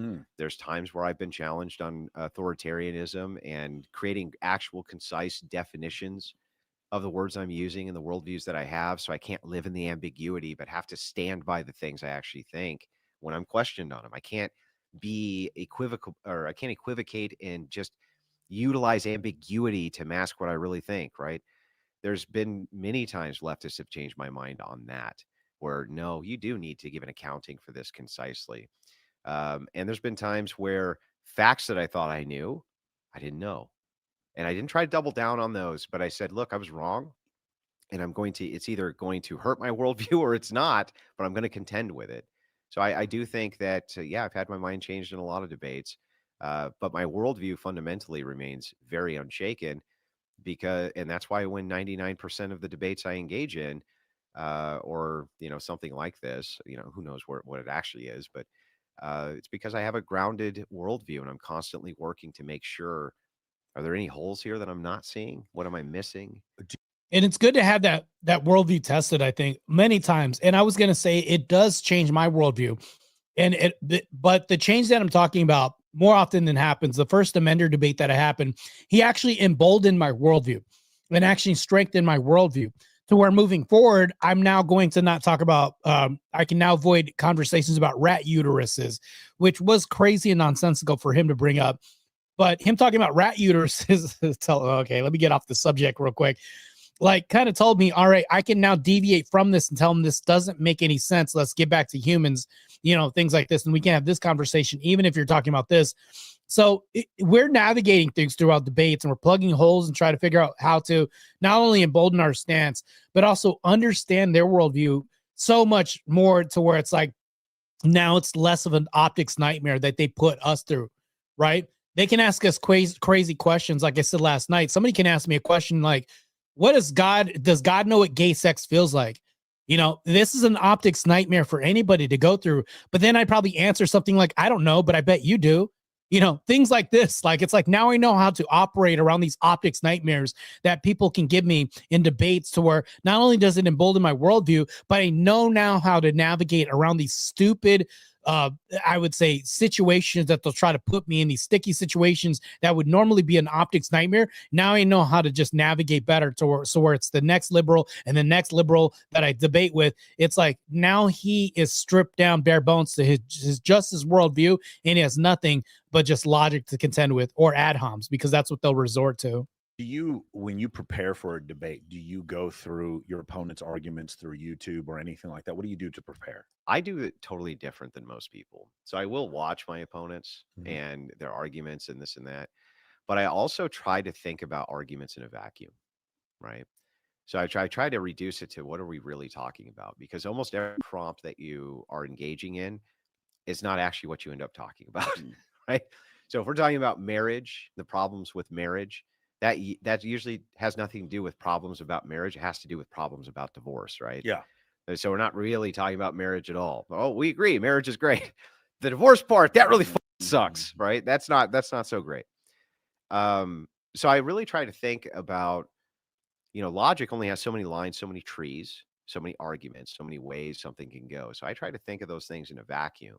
You were mentioning to me before the show that ChatGPT and now AI can be very useful to these things, but Yeah. I've noticed that it's actually counter useful for me to use AI. I've run arguments with AI, and AI is programmed specifically, all of it, ChatGPT, Grok, to have a bias towards a user bias. Yes. And the thing is that's why it's supposed to. It seems so friendly, and it seems like It's not going to help you to debate. Well, have you ever noticed when people use AI for facts and things like that, it's overly accommodating, right, in the way that it presents them, so as to not hurt your feelings, to make you feel pretty good about whatever you asked it. You know what I mean? Even if you asked it true, false statements, it's still kind of is it's what it's trying to figure out is how does this person who's asking me things lean so I can deliver this in a way that is very positive towards them. Well, of course it's going to do that because it wants you to use it, right? If it was like, hey, you're fucking stupid, you wouldn't use it anymore, right? Yeah. So what I found is that happens with arguments. I've had people contact me and say, I got the perfect argument.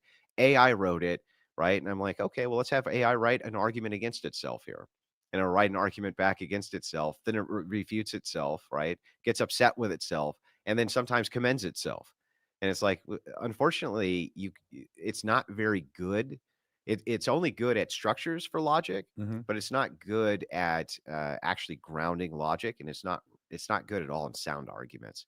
It doesn't understand sound arguments at all. So you understand, I mean, you were a robotics repair guy. You have a understanding of how robotics works, and then the concept of mechanically, and then artificial intelligence. What do you see in the future? So we have the discussion all the time about men falling behind, and there very likely could be, because of AI, a large group of men being left behind economically.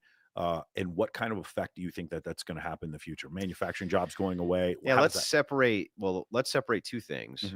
So I was on the mechanical side of robots, not the programming side. Yeah. And most robots don't use any artificial intelligence at all. In fact, I've never seen one that did ever.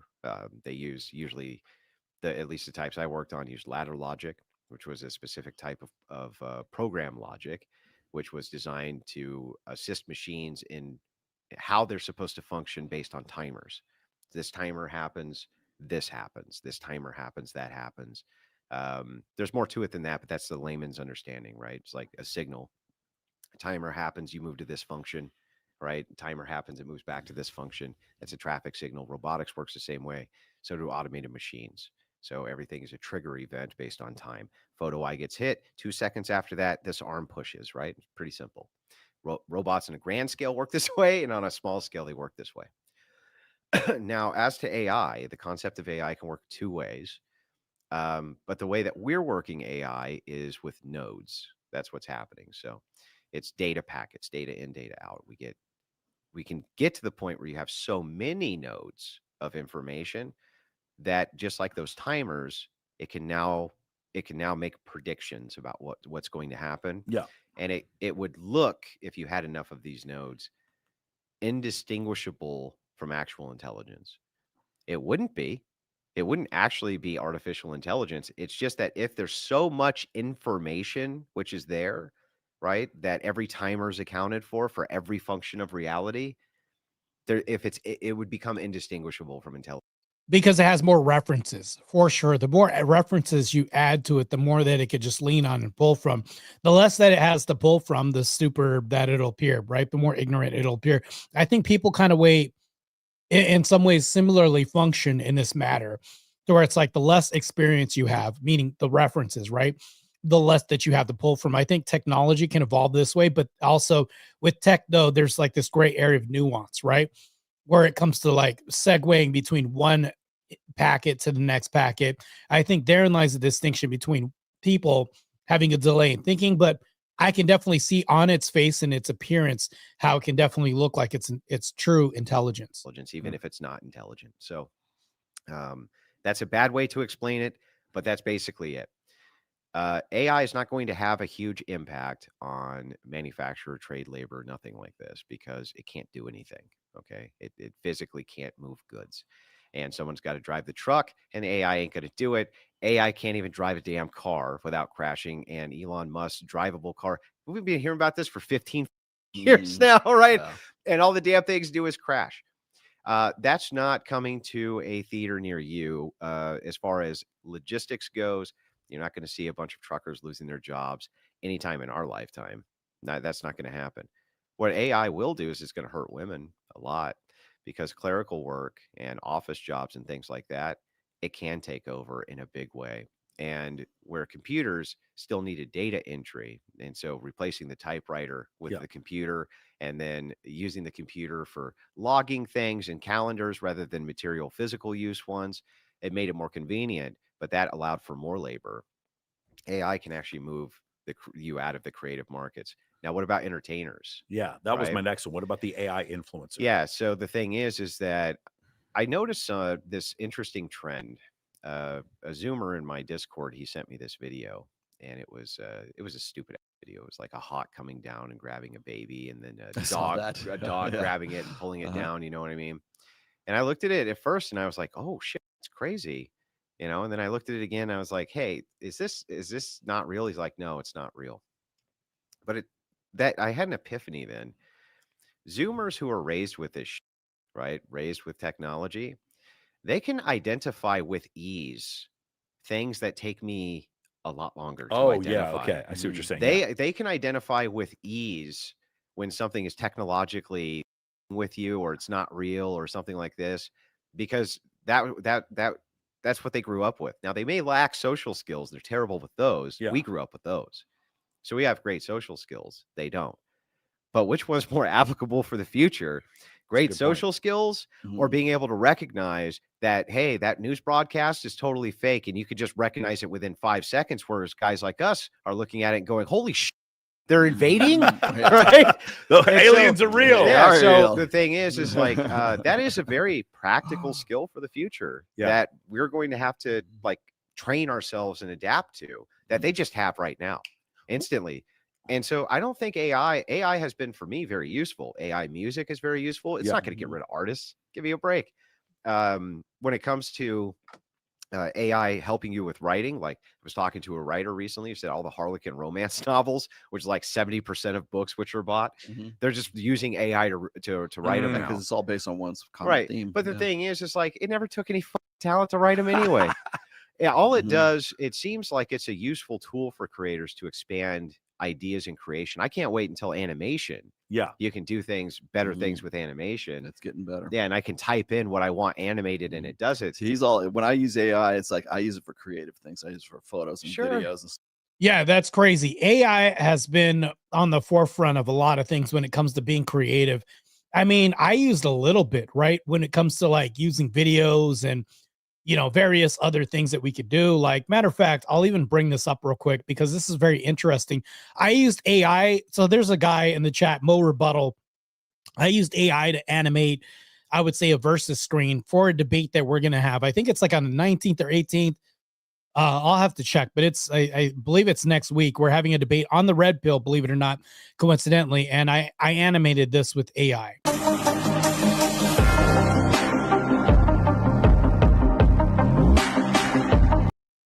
Of course, I have to go ahead and just improve upon that because that's pretty good. Anyways, let's introduce this back to the stage.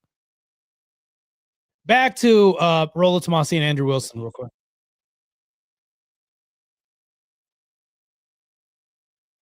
Let me remove this real quick. Hold on. Let me remove this. That So crazy. technology hurts Here we go. video stores is because they have something material. Got it. We don't. We're not selling anything material, Yeah. right? Mhm. And because of that, it's just creates endless tools for creativity. You know what I mean? So you You're- still see it as a supplement or a complement to human Well, it's the creativity. biggest bubble in the world, and it's going to pop, and Yeah. it only has so many places it can go. And by the way, it ain't all that great. Yeah. It's like it's not all that great. you still have to double check it. You can't make legal documents with it. That's all. Yeah. You know what I mean? Like, you got to be really But cautious. you do think it's with going to it. get progressively better, right? That's how machine I learning would work. think that you'll find plateaus in the fact that you have something.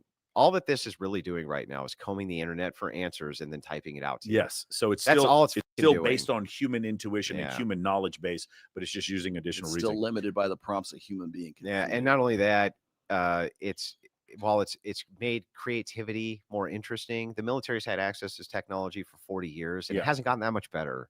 Yeah. So I'm not that concerned about it yet. And what I'm hearing from investors, and you guys probably are too, that it's the biggest bubble on planet Pretty Earth, big bubble, yeah. up to somewhere like 40 billion, right? And that it's going to pop. So Yeah, it'll be too common. What would your before we end here, what would your ideal world look like from a political standpoint and a societal standpoint? You are now the dictator and you get to change a couple things. I've heard you mention before about propaganda campaigns. What the ideal world politically and the ideal world society look like for you? So King Wilson, yeah. proclamation with my scepter. Emperor. Let's start with proclamation 1 for the United. So I'll give you the political prescriptions first, then the social prescriptions. Yeah. Okay. Political prescription, stopping mass migration, #1 order of the day. Mass migration is not popular anywhere. Okay.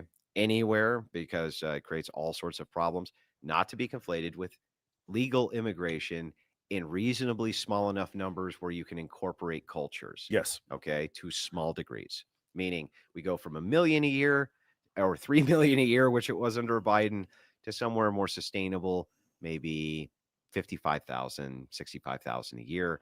And then they have programs which are assisting them in becoming integrated into society. Okay. Mass migration, that's day 1 policy. The second, of course, I would draw back from the military industrial complex being all over the world. That would be a huge one. I would outlaw abortion, except in cases of the mother's life being in jeopardy. That would be the one compromise that I would make. So I'm not a complete abolitionist there, though I don't disagree with the abolitionist. And if I had to choose the abolition completely or not, I would choose the abolition completely. So if an abolitionist was running, I would support them. Though I would give the caveat, if it's going to kill the mom, I would do something about that. I would get rid of DEI immediately. I would get rid of EBT. I would get rid of social welfare programs. I would get rid of all of that, right? That would be very quick, instant. The other thing I would do is I would implement policies for tax incentives for people to have children. That would be a day 1 policies, and I would do it in remarkably large amounts, right? I'm talking, you have 3 children, the state's going to give you $190,000. Okay. And you're going to be able to buy a house. You're going to be able to take care of those things. Now, people might say that's socialism. Wait a second. That's what you're doing there. That's no good. Well, I figure if you draw down military and you draw down Social Security and you draw down that kind of spending and we give it back to the American family who's been putting it into those programs, that's a pretty conservative policy from my perspective. Right. I'm not taxing people more, not asking more from them. Instead, I'm just going to draw down where their taxes are going and give it back to them for giving us the next generation of human beings in the system. The other thing I would do is policies from the top down for propaganda that women shouldn't be wasting their reproductive years in college, but should instead use their reproductive years for marriage and having children young, and that they can always go to college later if they want to. But their reproductive years are the most important, but they're not going to go do that unless we give them incentives to. They're not going to. Okay. One thing we can do is get rid of the student loan programs, which I think is a great idea because it's created huge amounts of debt for people, and they're getting degrees in worthless shit, and it's all diploma mill anyway. Yeah, it would lower the price of stupid people are graduating from college at remarkably high rates, aren't they? It doesn't seem to make you smarter to be educated. Yeah. And if, by the way, if college was really about rewarding the best and the brightest, not everybody could go. And it used to be not everybody went. Yeah, not everybody could go if it was really about that. So those are all political. Now there's other political things I would do as well, but that's just for a start. Okay. And that would be enough. As far as social policies go, what I would do is I would really want to kind of hyper focus on community and generational assistance. And so I think absent the community assistance has been the biggest thing that has destroyed the human experience in the United States. Okay. It's the biggest. And through that, what I would try to do is have the state work with the traditional churches and with even non-traditional churches to an extent for outreach to assist people with this because they're the only ones with the infrastructure that, and while it's agenda based, it's at least agenda based in the majority's favor. You know what I mean? So I would be working on programs towards that from the social aspect to work on strong family and strong family dynamics. So those would be all the policies of a King Wilson immediately. Now, if I was the ultra unilateral king, I would go many, many steps further than that and say, look, Protestants, gays, all that, you're going to shut the hell up from now on and take a back seat. Transgenderism's completely, that's done. That Based. Oh my God, so based. I can only tolerate and take so much base takes. This is crazy. Yes, please, we need more of this. We're not even, no more treatments for that. That's gone. You're out of the public ethos, homosexuality, no more marriage, things like that. Political, Andrew, in my mind, I understand there has to be some caveats for these things. I would still abolish gay marriage, for instance, but I wouldn't be able to take away civil unions. Sure. That wouldn't be practical, right? Though we could still give the idea that marriage is sacrosanct. But like unilaterally, I would take away all sorts of including rights that you shouldn't have at all and never should have had in a million years. So yeah, there's a lot that I would do prescription wise, but within the confines of the American system, that looks different what a person could do versus me if I was the unilateral king, right? Yes, exactly. This is what I'm talking about. This is such a base take, and I love it. Last question. What is the most common misconception about you? Smoky man bad. The most common misperception of me, I think, is that I'm a mean, harsh, kind of awful guy. And the truth is that almost everybody you talk to, even if they're friend or foe, has nothing but nice things to say about me when I'm not around. And that doesn't happen with very many people. So while it's true, I think that I can be very cutting and I'm brutal in debates, my reputation precedes me in how I treat people. And everybody I do business with seems to want to do business again. And everybody that I spend time with can't wait to see me when I walk in the door. And I think that that's more than most men can say about themselves. And I think that that's the biggest misperception of me is that I may not be a nice man, but I've always known that I was a very kind one. Andrew, where can people find you? You can find me on the Great Crucible. That's the Crucible on YouTube. You can find the Extravaganza on Rumble. That runs Monday through Thursday, 5 o'clock Eastern time. You can also go to Debate University. You can get my course. I take all of that money and buy myself lots and lots of firearms because I think they're really cool. And then you can also you can go to my website, thecrucible.video. You can become a member. That has my entire back catalog, the best way to support us. And guys, I really appreciate your time. I love it, man. Hey, guys, thank you so much for joining us. Thank you, Rollo, for coming out. Guys. Okay, that was actually a really good podcast that I just wanted to display. We're going to get into like the main event, which was the content that I originally wanted to show. Really good content, right? I don't mind showing some of that. Like it was something that I wanted to kind of see myself because not only this, I wanted to kind of do a reaction to this content as well too. We're going to get into the main event. And the main event is Super Chuck's Cope after the Andrew Wilson debate. Let's bring it to the stage right now.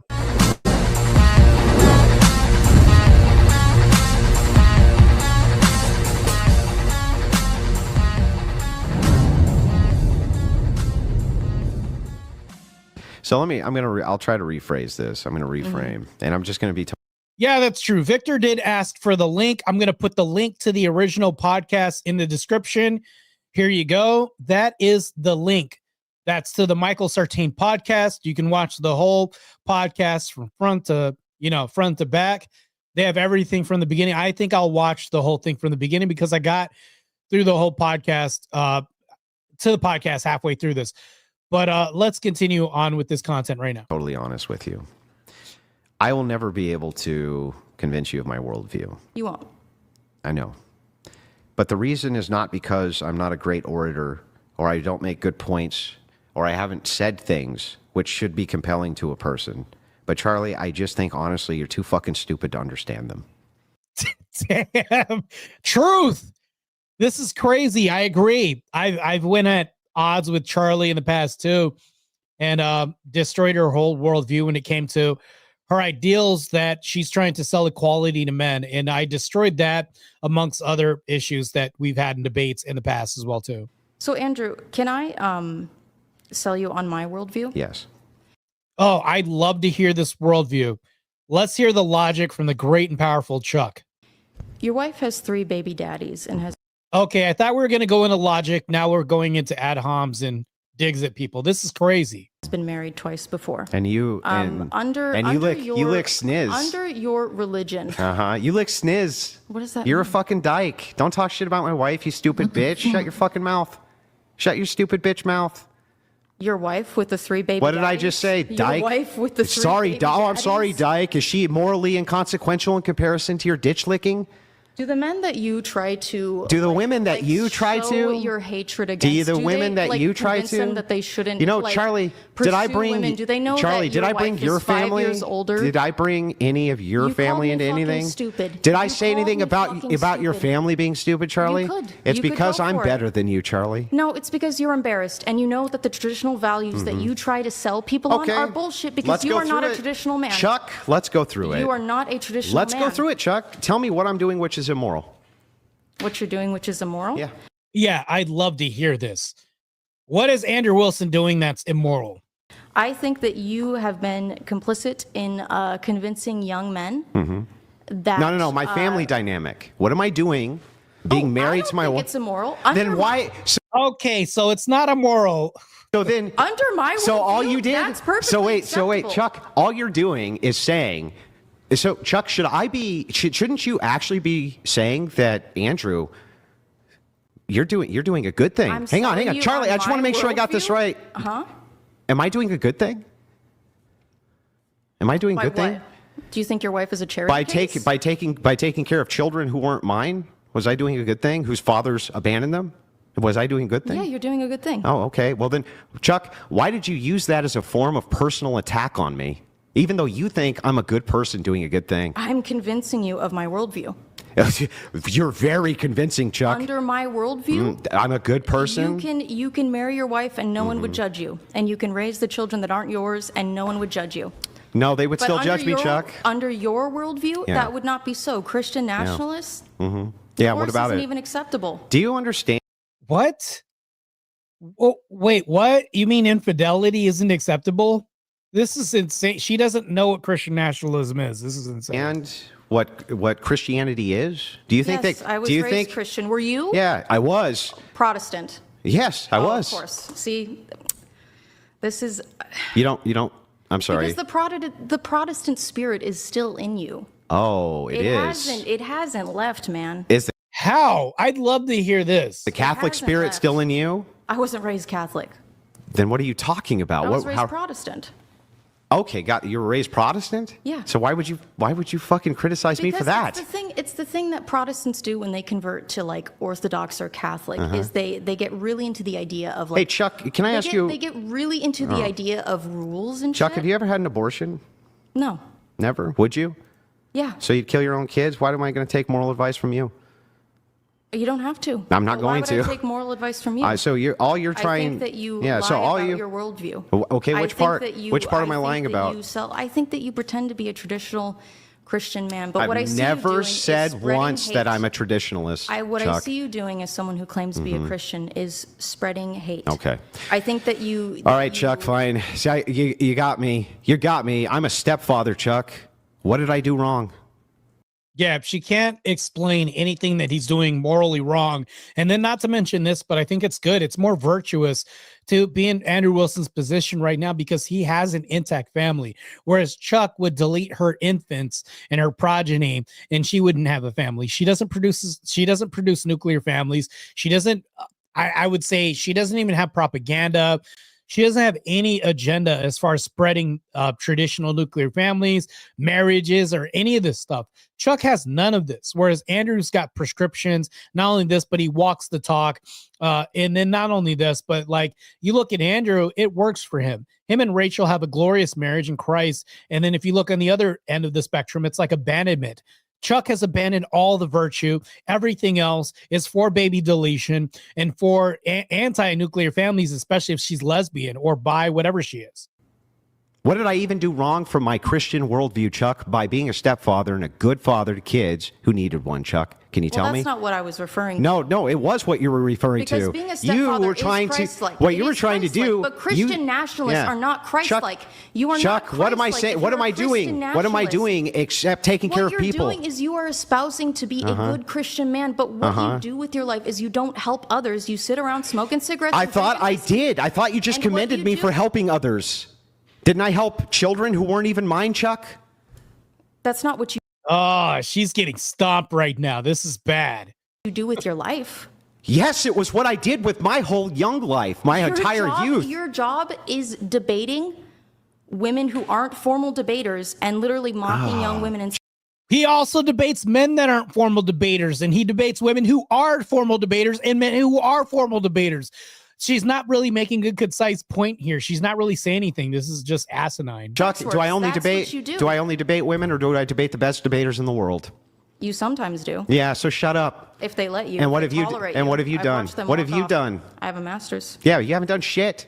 You don't have a family. You've never taken care of another human being besides yourself. And on top Yeah, that's what I was saying. of that, let's just point this out. You have not debated with those people because they think you're too fucking stupid to do so. Well, yeah, I'm not someone that does debate. No, it's formally. not because of your I debate literally skills, do it Chuck. for fun. It's because of your IQ skills. I do it for Yeah. fucking fun. Well, the only thing that you could come up with this entire time after this nice, pleasant debate, it's true. I did say I think you're too stupid to understand my point. Yeah, that's rude. So don't but be I rude would to me, and I won't be fucking never, rude to you. I would never have attempted to attack one of your family members. You could do it. I know, but I wouldn't, Chuck, because I'm a better. The crazy thing is me and Chuck got into something online, and she says that she's accusing me of having brain damage. And it's like the whole time when I was addressing her and she lost the debate and she didn't even have any concise points, not only did she lose our debate, and I brought this up in the midst of, like, I think she was going to debate me or Andrew during this time, and we were revving up to have a debate on X. I was telling her in the comment section, I said, well, you're going to lose this other debate. You know, I was just kind of just revving things up, I was kind of poking the bear a little bit. She said, well, I think you have brain damage. You have brain damage, this and that, or whatever. But hold on, I never attacked her as far as like any physical formalities she has. Like, to me, it doesn't really make any sense. Like, this is what she does. She did this with me. She's doing this with Andrew. It's like when she's losing the whole point, the plot, everything else, she then divulges like the ad homs. She just goes down and resorts to this. That's it. Better person than you. Oh, well, you wouldn't be able to because all of my family members are better people than you. Well, I mean, but I'm a better Again, that's what I person than meant you. when I said that my dad has spent his life helping people. Well, you you're- have spent your life Doing what? proselytizing to the masses and About propping what? yourself up as a fucking leader. Essentially saying I am a women leader. whip- Are you saying I'm not? You are inconsequential. Okay. And Chuck, what does that make you? Inconsequential. Okay. But I'm not ashamed of it. And I I'm don't not ashamed of it either. I don't aspire to be consequential. Chuck, You do. You aspire. Chuck, I didn't want any. You have all these rules that you Go ahead. supposedly We'll wait till you follow. gas But out. at the end of the day, what you want to do is you want to be the leader. You want to be in charge. You do not have humility. Oh. So wait, hold on. So a man being a leader, being in charge, means he doesn't have humility, especially if he's the patriarch of the family or has a patriarchal mindset. And what And does your he? own church hates people like you. They hate Oh. the ortho. Then why don't they? influencer bros. Why is it that they won't excommunicate me if they hate me so much? Why do instead I get clergy members who send me? I mean, I've got hundreds of DMs I can show you from clergy who thank me for all the catechumens which are coming into their churches. Chuck. Right. Exactly. I mean, I've debated with those. What are the catechumens? What did you say? I've debated with them, and they are. You've debated not with the brightest catechumens? or the best. The men that you've convinced to convert. Now, this is where she's lying right now, saying that she's debated with catechumens. I guarantee you nobody's coming up to her saying, I'm debating as a catechumen. I was a catechumen, and I debated with her and against her and never told her I was a catechumen. To Orthodox Christianity. Yeah, you've Largely debated with idiots. them. Chuck, My point is, how would she even know absent us telling her that? So this is just fallacious. you're calling someone else an idiot? Yes. Okay. And they were your idiots that bought your course, and I stopped them. And even people who were saying, like, I Chuck. disagree with you, but you stopped them. So your course is also What were bought. their names, Chuck? Who were they? Yeah, I'd love to see or hear this. I could describe them to you. Describe them. White guy wearing a hat with an orange mustache geez. and blue eyes. The other guy was also a white guy in a hat, but with slightly darker skin and a large nose. Well, that really thin narrows lips it down, and Chuck. I mean, I could go through my That really narrows it down, Chuck. my messages with Sarah, but again, these are people that have. Oh, she brings up Sarah's name. Here we go. So the entirety of your assault is that I'm not doing anything wrong. What No, you were you trying. You are doing stuff Hang on. wrong. But in my family dynamic, I'm not. But you only brought up my family dynamic, which you don't think I'm doing anything wrong in order to what? You wanted to disparage me in front of other people? Isn't that what you were trying to do? You thought that once you did you want to reveal to everybody the great secret that's not a secret, Chuck? I wanted to prove to you that my worldview allows you to live the life that you are living. So does mine. No, the fuck it doesn't. Tell me how it. Tell me why it doesn't. Christian nationalist, the average Christian, hates divorce. They would say to your wife, "Stay with that abusive, horrible man. You're wrong. You married him. That's your Yeah, she doesn't know what she's talking about as she's diving into this. husband." You're totally wrong, and I debate the issue all the time, constantly. All right. Well, good luck with that. So with a there's Christian even nationalist. under Catholicism, and by the way, Christian nationalism advocates for this as well. If there's abuse in the home or abandonment or things like this, of course that's grounds for divorce. They're against things like not getting rid of show cause, right? Like you have to show a cause for a divorce. You have to create justification. They're against things like no fault. That's the things they're against. Nobody's like, oh, there are some people, I agree. There are some people who have been like, well, even if you're getting beaten up in a relationship, you should stay. But you know what happens when you actually hone down on what they're saying? They're actually saying, wait a second. What I'm saying is that that's something which can be worked through. That's not a thing which instantly nullifies the marriage. And that as Christians, you should try to work through that first before you end the marriage, especially if you have kids. That makes a lot of fucking sense to me. Did your wife had a no fault divorce? Was it no fault? I'm not going to get into my personal life with you, Chuck. All right. Yeah, and then Chuck wants to get into people's personal business, which is stupid and fallacious. Matter of fact, audience, I might skip a certain part because she gets too crazy. I'm going to get really heated and angry. So I might skip that part. Unfortunately, I know you guys probably demonize me for this, but I don't know. When people attack Andrew and his wife, I tend to get really fucking pissed. Right, but if you're saying that Christian nationalists are, they're pro show cause but against at fault divorce, then it's the same Okay, thing. Chuck. Well, what happened is her ex-husband went in the room and beat her half to death Yeah, and that's ripped. horrible, Shut up, man. Chuck. That's horrible. Shut I'm gonna actually skip this. I know it's Andrew talking, but I'm gonna skip this part. It's brutal. Like it just pisses me off that somebody put their hands on Rachel like that. Are talking about her horrific trauma, and then you're saying like that like freaking Steven Crowder. Steven who was Crowder on didn't video lay a abuse, finger and you're on his hanging wife. You are hanging out with abusers of women that want to trap women. in Steven horrible Crowder relationships. never laid a finger on his wife, you lying bitch. As far as we fucking know. No, as far as she claimed publicly, you fucking idiot. You don't even know anything about the case. You stupid broad. Can you tell me that Hillary Crowder has said that Steven Crowder ever touched her? Ever? Because she's then why are you making But these he's still an allegations? abuser of women. How? What? She's just this is the Me Too in the flesh, just working its false wonder right now. This is stupid. But you see how this happens? She's just making these assertions, but she can't even demonstrate. Andrew Wilson's asking her how, and we're never going to hear that. It was Because he got into an the way that he spoke to Chuck, her. And you support that. You support Chuck, men you've that been speak to in their worse wives like arguments that. in relationships than that. I guarantee it. I haven't. Oh my God, you people are the worst liars. You're the worst liars, the most uncharitable fucking people, the worst lying sacks. You just made an accusation that Steven Crowder abused his wife, total lies, said that he beat her up, total fucking lies, said that he would hate Rachel Wilson, who's one of his best friends.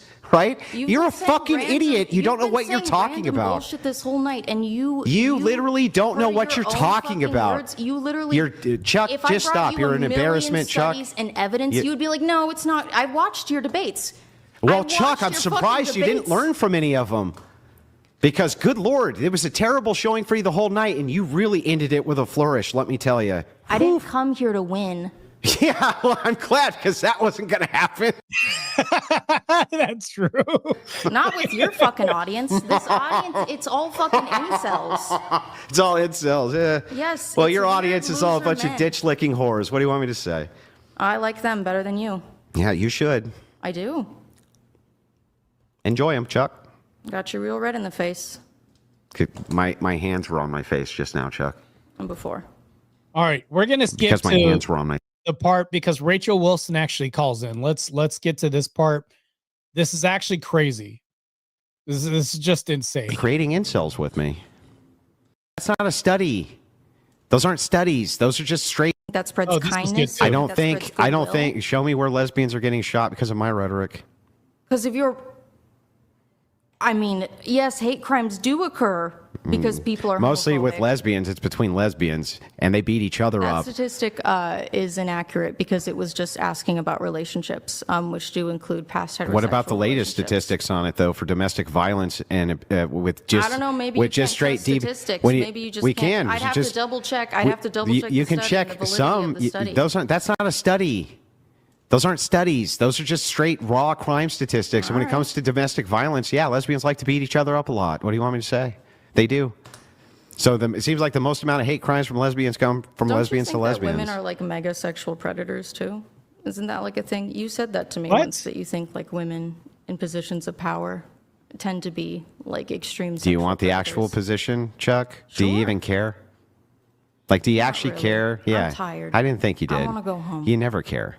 The truth is, you just hear what you want to hear. You want to go home because you're getting obliterated, right? Of course, I'd want to go home too if I was you. And that's all you hear. You are not someone that I respect enough to listen to. You sat here the entire time and listened to me. Damn. Yeah, for fun. Because you got paid, right?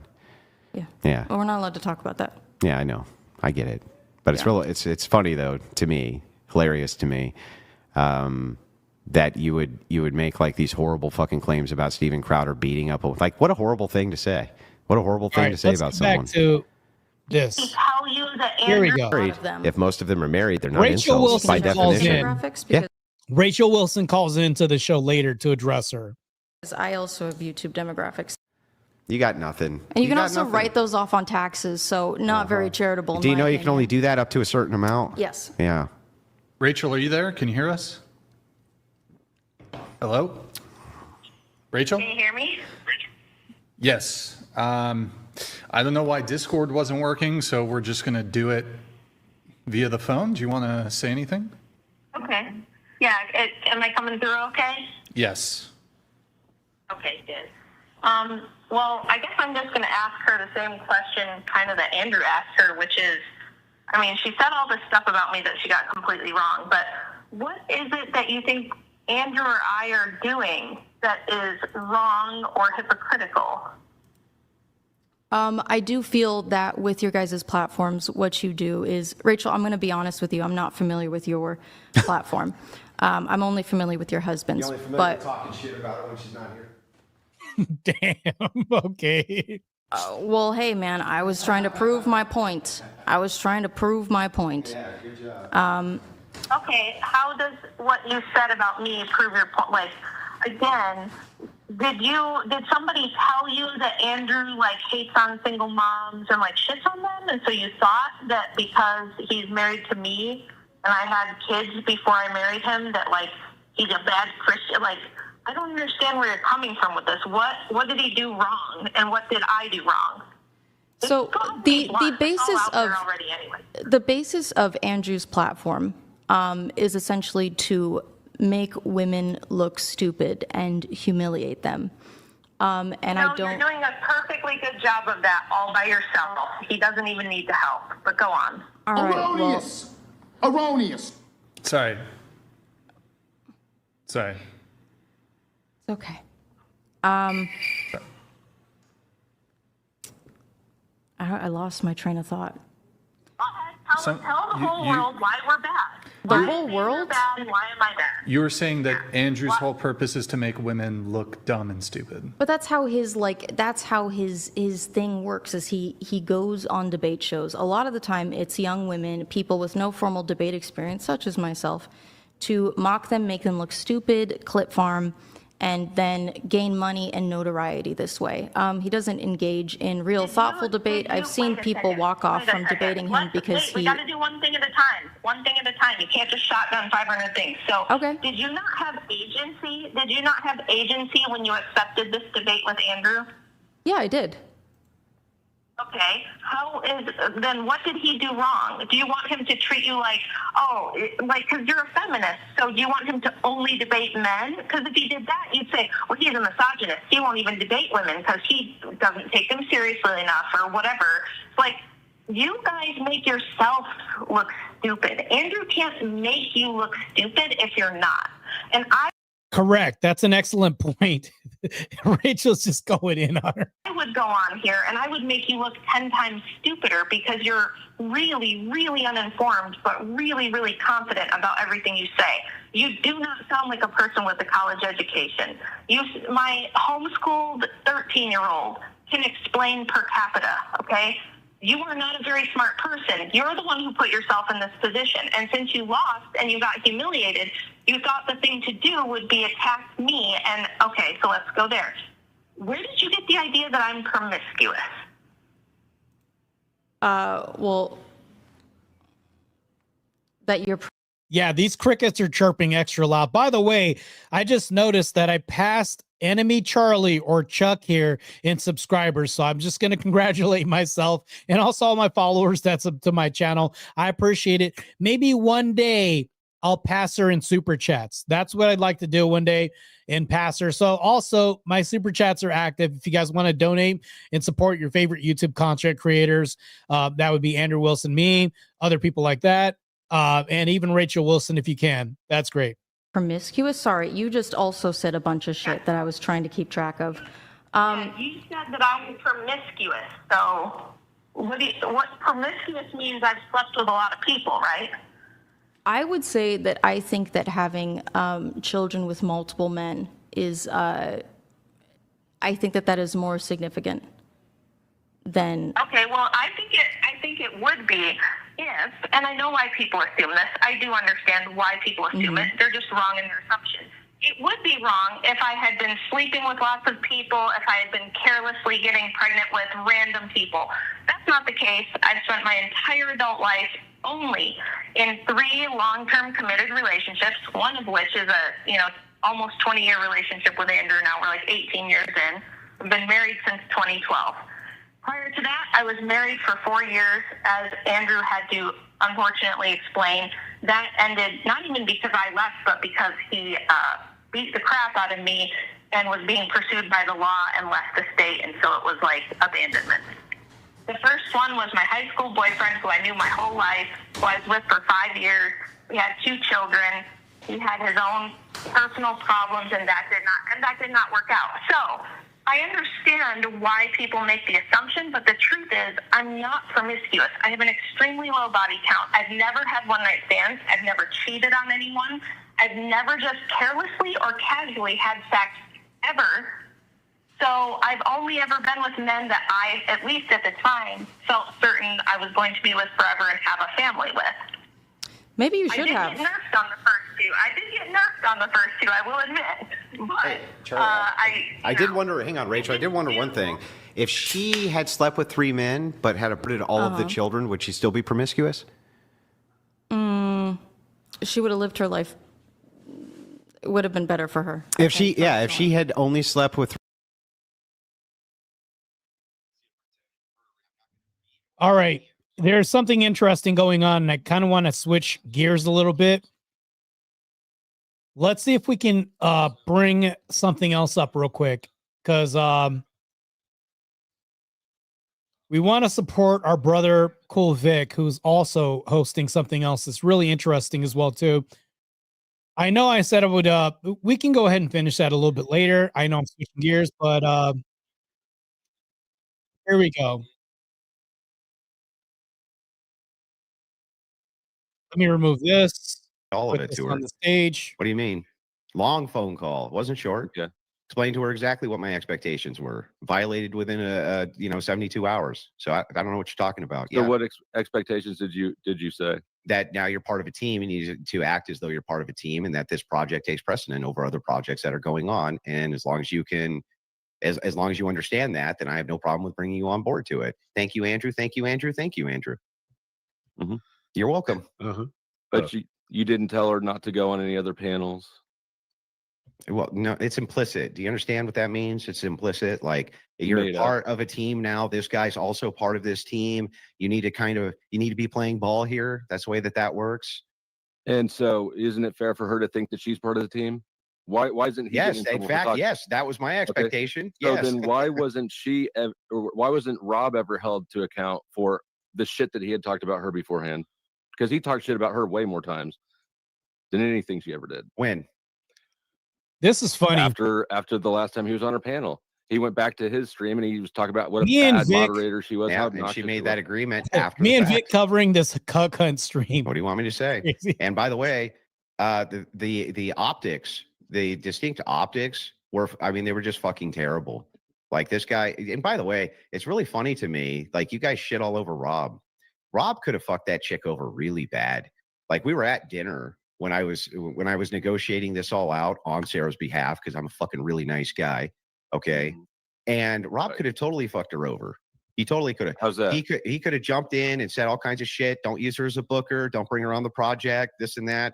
And he didn't do any of that. Instead, he said, "Yeah, absolutely. I think that You're she'll do a good sweeping job." for him. You're I'm doing telling- it right now. I'm You're telling you the sweeping truth. for Rob right now. Do you want me to tell you the truth or not? Do you want me to lie to you, or do you want me to tell you the truth? Well, I think you're lying to me, but go ahead. Would you Damn. like for me to get confirmation from the people who are sitting at the dinner? You want me to take their So someone here says confirmation? all of us are lying I'm then? fine. Dusty All of says us are lying about it? Dirtbag. Rob did not do her any favors. He went He live. did. I'm he going to went tell you live exactly. for Listen, 3 hours. I'll tell you immediately what, after you Vic can about it. you can be incredulous, but I'm going to tell you what happened anyway, right? And the truth Go shall ahead. set you free. So here's what happened. I had Mhm. suggested that she be a booker for this organization, right? Negotiated out a really good salary, right? Negotiated out really good contacts for her to continue to build her channel because I'm that way and I've always been that way. Rob was sitting right at the dinner. They asked him what he thought. He could have fucked her over right then and there. Instead, he said, "Yeah, I think that she'll do a great job and I trust Andrew's judgment." Literally what he said. Sorry about that, guys. So it's like he could have fucked her right then and there, and he didn't. So just saying. What night was that? Do you remember? You said it. You said that in between the last time he was on there and This is the when night that we were this is when we're in Atlantic City. I didn't make her the offer immediately after. because there was only about 2 days in between when he was on her panel and then talk shit afterwards and when the falling out happened. Yeah, So you- whatever. The thing is like it's completely and totally discretionary to me to You're right, remove it is. myself from people who I don't want to deal with anymore because I think that they're not trustworthy to deal with. And the thing is Absolutely like it is. why is it that that I'm not allowed to do that exactly? Why? You're absolutely allowed to do that. Nobody's now- stopping you from doing Well, that. then let's move to But the next what's claim. going to When happen did I though, is send? Yeah, if go you ahead. want to throw shade at people for bullshit reasons publicly, expect to get mocked in return. What? What do you mean? Listen. What is he First talking of about? all, no, the opposite is what happened. I didn't start this fight, and I definitely didn't start this fight with any of you. All of you guys are sniping me because you want the clout. Let's be real. When you put my name in your channel, it gets you more views, and you like that. Just be honest Yeah, about it. exactly. Yeah, just be honest about it. Right now, you're I'm not getting being more dishonest views about it. probably than you've gotten in months. Let's be real. Correct. I don't know if I have my settings to accept a links grid. I do. I mean, I have no problem with you dropping a link. Let's see. I don't know if I have that in my settings. Yeah, for everybody that's paying attention, go to DebateCon if you can. If he drops the link, I'll also share it in my chat too. DebateCon I don't know will be if, happening this upcoming week. I believe. But I personally have no problem with sending links, though. Just so we're clear. Yeah. So, like, here's the thing. Why do you think people like having me on their channels? For that exact same reason. Like, you Correct. guys have never really understood this, have you? Right? So, What's like, that? I get to go all over the world. I get all the, if it's the case, right, that me and Jake over here, right, we get to live like kings and we get all the good food and we get all the adoration and we get everything. You're the dogs. We feed you the scraps under the table and you Oh, lick yeah, our this is fucking great. hands. And we pat you on the head and say, "Good boy." That's this relationship. We're the Damn. Why don't homeless you camp people- next to your Why mansion don't that you people pissed off. understand this relationship? Your job, after we give you the little scrappy scraps from the plate when we're done, is to put it in your mouth and you lick our fucking hand. That's your fucking job. Do you We're the understand? homeless Do you camp next understand door what to your fucking house. job is? We Do you understand what have your job nothing is? to lose. We have no job. We have nothing to lose. You're the one sitting in your nice mansion that pissed off the homeless camp next door. And Dude, imagine Dusty thinking this is a good argument and a good comparison, saying that we're the homeless encampment next door. Okay, oh yeah, it's a big how you say, that's a big flex there, you think? Oh, you're the homeless camp. You and Sarah, you're part of the homeless camp. All right. I mean, okay. We didn't even have to Andrew to say that. Dusty said that. you fucked up, and you know that. You know that was. Oh, stupid. yeah, I you fucked know up. That you, Oh, you it's know real that rough. you're It's real emotional. rough over here, bro. It's real It rough got over you here. here, didn't it? Hey, listen, again, when you go and you make all the hit piece videos and shit like this, my name, all that happens is my name goes out in the fucking algorithm. Your people's job, all your job is to talk about me. That's it. You don't have another job. That's what you're supposed to do. And that's I don't what have a exactly. job. Well, hang on. You're not Hang on. That's Hang the on. Wait a power of second, the Dusty, I'll let homeless you respond. camp. I know, right? That's just the power of the homeless camp. We all band together with our, I don't know, our boxes and whatever else we have, and we go, that's the power of the Yeah, homeless you're right. It camp. is a live stream inception. Oh, It's goodness. crazy.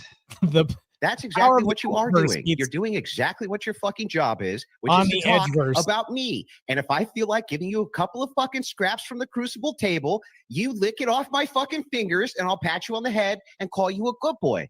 That's how this works, bro. That's how this fucking I'm works. playing into part of your plan, huh? Huh? I'm playing into your plan, huh? Well, I mean, it's always been the case that that all of you people who are orbiters of mine, whether you're talking bad about me or good about me, don't do anything but favors for me. Let's be real. Yeah. By the way, true. You know, they were bringing Facts. up like who's part of the Crucible, right? Like that was the only thing, and I believe they're like, well, who's part of the Crucible? Blah blah blah. You know, Dusty said that he was Crucible. He told me that when I went on his channel once. He was just like, "Oh yeah, but me and Sarah, we're Crucible," and I was like, "You're Crucible?" That's He's like, crazy. "Yeah, because we were in the Discord." Crazy cope. That means So, everybody's if you're in crucible. the Discord, you're Crucible. So hey, everyone, if you're in the Crucible Discord, you guys are all part of the Crucible, apparently, according to Dusty. Those are his words. I don't remember when in this conversation they start talking about, oh yeah, who's Crucible and who's not. But Dusty claimed to be Crucible because they were in the Discord. So you I mean, that's appreciate true. you appreciate the publicity. I appreciate the Well, it extra also gives me a views. chance. It gives me a chance to make you guys look really stupid. You can never back Does up it? any of your claims. You can never back up any claim. Like, for instance, let me give you another one. You claimed that I was brigading Sarah. Yes, I did. But why would I you think say it's right that here. when I can show you clips right now of that same exact stream of me telling people not to do that, to do the exact opposite? Just leave her alone. This is my exact words are, this is not a crusade. I'm not after her. I'm going to leave her alone. I'm not going to bother her a bit. And I'm not going to bother any of these people a bit. And You mean have you it. can show me- I you can completely show me- dropped. Yeah, no, exactly. Yeah, there's the Crucible, Andrew, and then there are the Crucibility supporters. Two different things. Yeah, exactly. That's what it is. But he claims like, no, I'm Crucible because he was in the Discord. It's like, dude, what? Oh, okay. Well, if you're Crucible, then why the hell are you all trolling Rob and Andrew and shit? Clips. Hang on. I completely dropped it. You want to show me clips out of the sterilized stream that you re-uploaded? Yeah, I did watch it. I watched most of it. I didn't watch all of it. I'm going to be reviewing it sometime this week, if not today. Like I said, a lot happened this week, and that's why I named the stream. Lots of stuff going on because there's a lot of things that happen.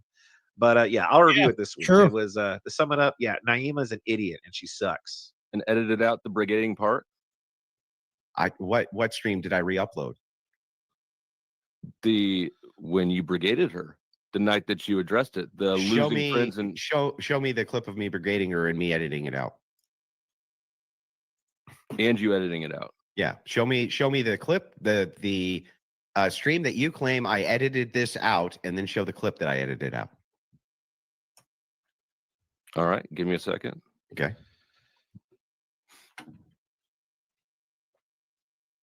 Are we running that Andrew was wrong debate back? We can do the debate if you want, but it needs to be like marriage is a prescription for society debate. That's in Andrew's name. For sure. This link was included in the Twitter thread that we set this up in. So you haven't seen that? Well, first, what's the video on my channel you're talking about? This right here. all of these no cam, no name, fucking nobodies, they're the successful people you see. Yeah. Well, I think that's That guy's really smart. The personal. Give me a shot. I think No avatar. Well, Rob doesn't know the power of the panel verse. And it's got just shook today. Oh my lord, Rob, why didn't you know the power of the panel verse? Let's go show the power of the crucible. Let's go show the power of the crucible. What the fuck does that mean, Andrew? What the fuck does that mean, Andrew? Yeah, sure. So you remember how it's the power of the panel verse? What about wouldn't you would have to apply the same standard here. So if you're applying the standard here that when I say the power of the crucible, the play on words to Sarah saying the power of the panel verse, then that would infer that Sarah was telling people to brigade Rob. Do you realize that? You think that what is the panel verse? I think I don't think it's any. I think it's just a loose coalition of you like low level streamers who hop on each other's streams. It's yeah, we're good academics. We can definitely You're part do of the that. panel verse. For sure. Yeah, I don't think that when you guys are referencing that, I think that you're referencing the loose coalition of streamers.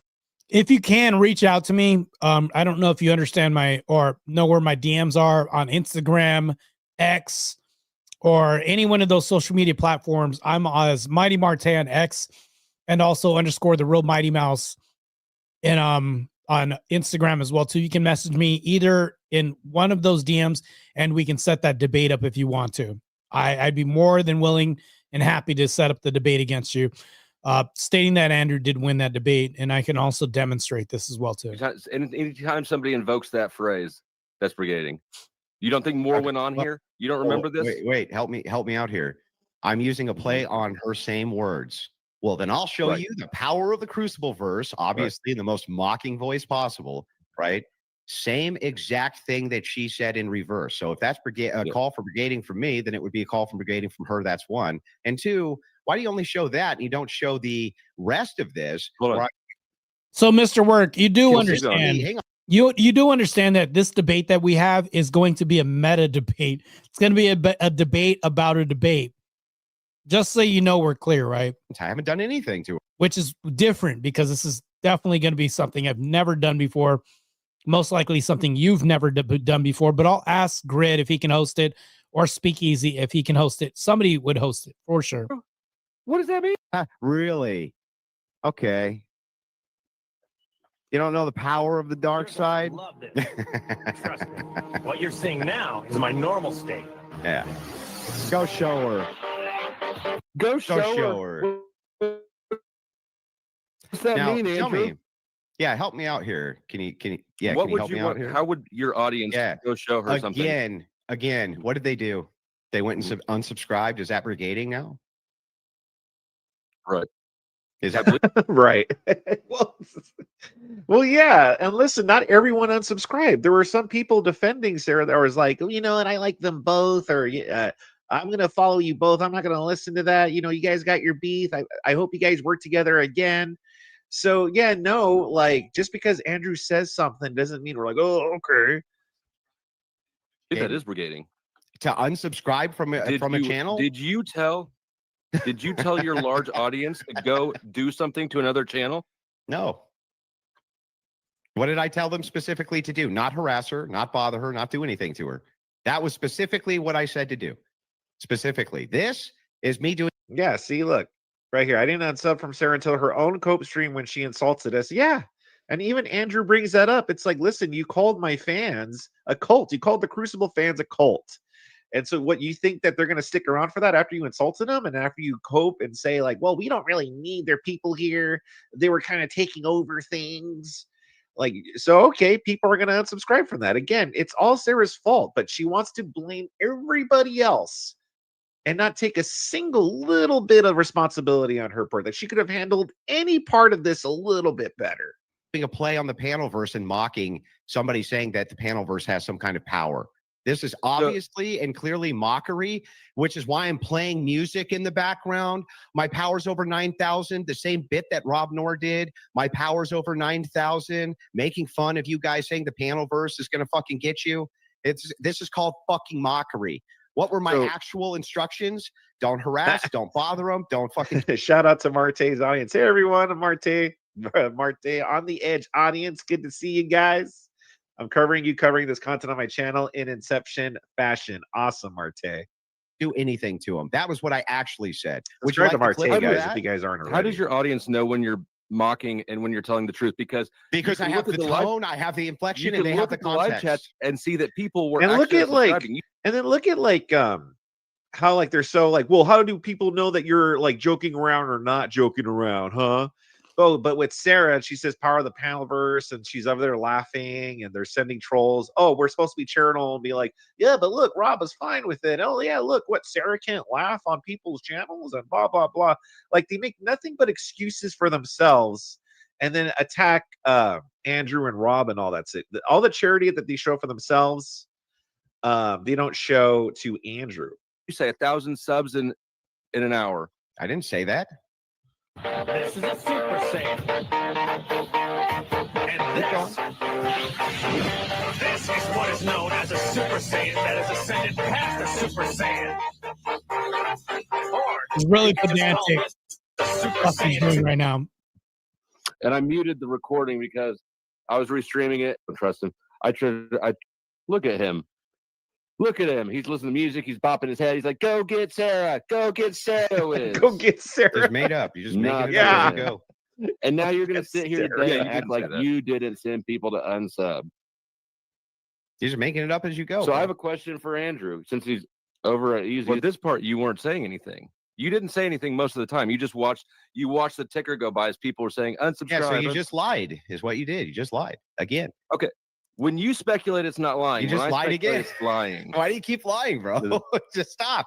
Here's what happened. What you're watching there is you purposely creating an out of context clip, right? Remember, this was not even that long of a stream. There was thousands upon thousands of people watching it, which is why you can't gaslight them.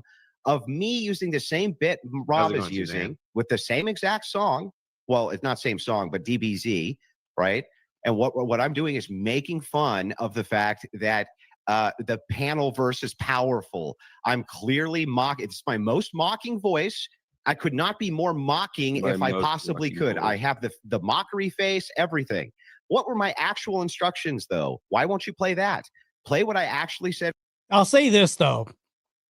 For Mr. Work Academics, Mr. Work Academics, I don't know how to pronounce it, but Work Academics in the chat. Here's the thing, though. I don't mind debating debates, but I think it'll become cumbersome and people won't like doing that. But you've also stated that you haven't done debates before and that you're new to this. I will say this directly to you. If you want to debate me, good luck to you, sir. I wish you all the luck in the world. And I wish you do well that day that you debate against me. So, and this is me being honest and heartfelt saying this. I honestly do wish you the best as far as luck on your side of the debate opposing me. So let's get back to How is unsubscribing? The power of the panelverse. Yeah, the power of the panelverse. Are you seeing these comments? The power of the panelverse. What do you want me to do about? I wonder in this video here if Sarah sent it to her friends. You know, she has these friends that she sends her videos to see if they approve of her comedy and stuff. I wonder if she sent this to them first. That you don't think this is brigading? Yes, it's all cringe. How could it be brigading if people just unsubscribe from a channel they don't like anymore? How could that be brigading? Drop 1,000 subs in an hour. That I'm reading. That's the power of the panel, bro. You come on. I'm literally reading a chat. Which one? They're moving pretty fast. Yeah, there was. So just to address this real quick, Myrmidum, I think that's how you say your name. It isn't about the Chuck debate. He says that Coach Greg Adams won the debate against Marriage versus Andrew Wilson. And I guess I'm going to engage in a debate over the debate, stating that Andrew Wilson won the debate against Coach Greg Adams.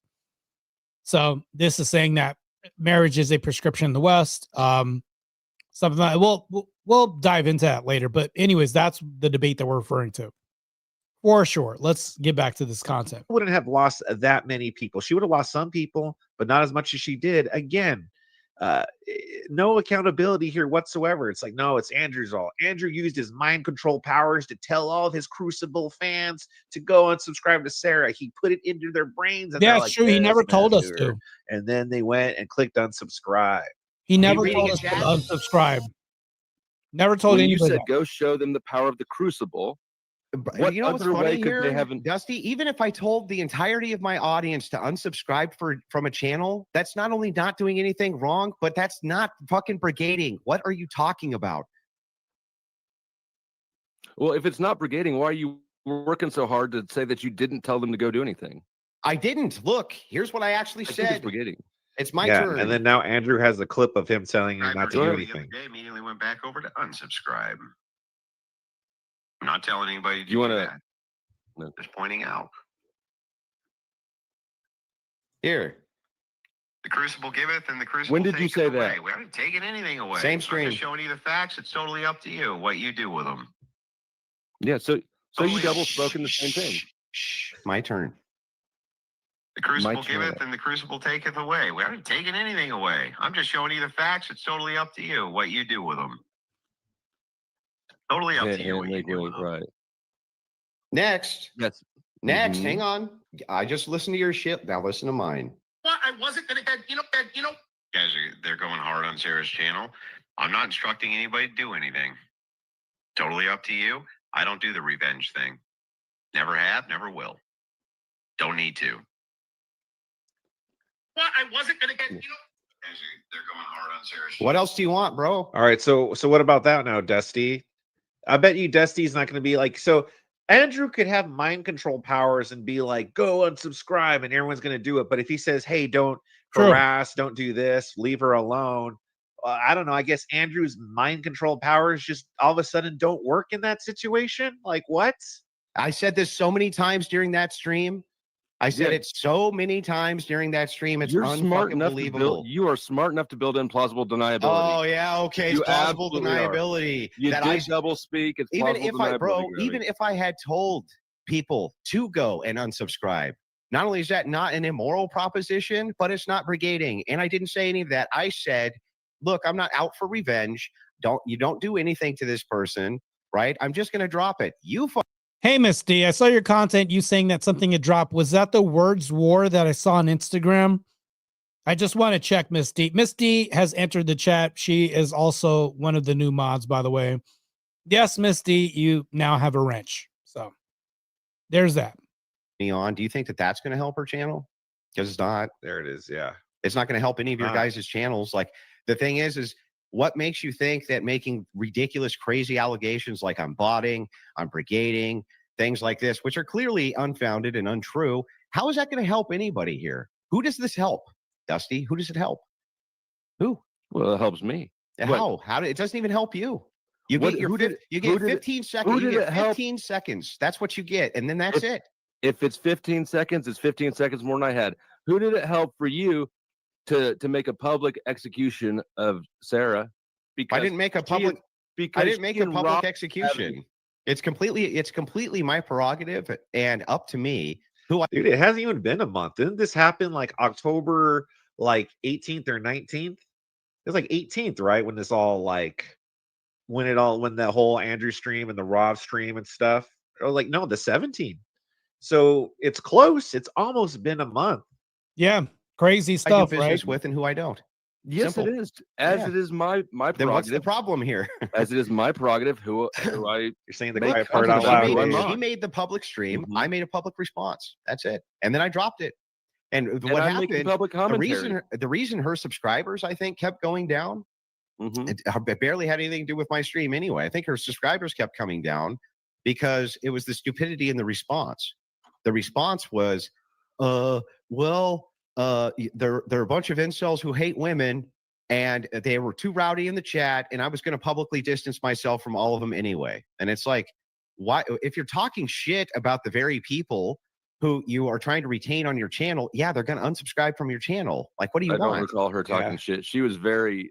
She's been very soft in her Bro, response. she did this massively long Cope stream. which, by the way, I watched. That's I true. watched the cope stream and I covered it on my channel, so you don't have to. Super I massive. shrunk down long the cope cope stream. to like what, 2 hours almost. It was a long time. Yeah. So I took out a agree. good portion of that fat there, but man, was it sad? True that. It was just sad.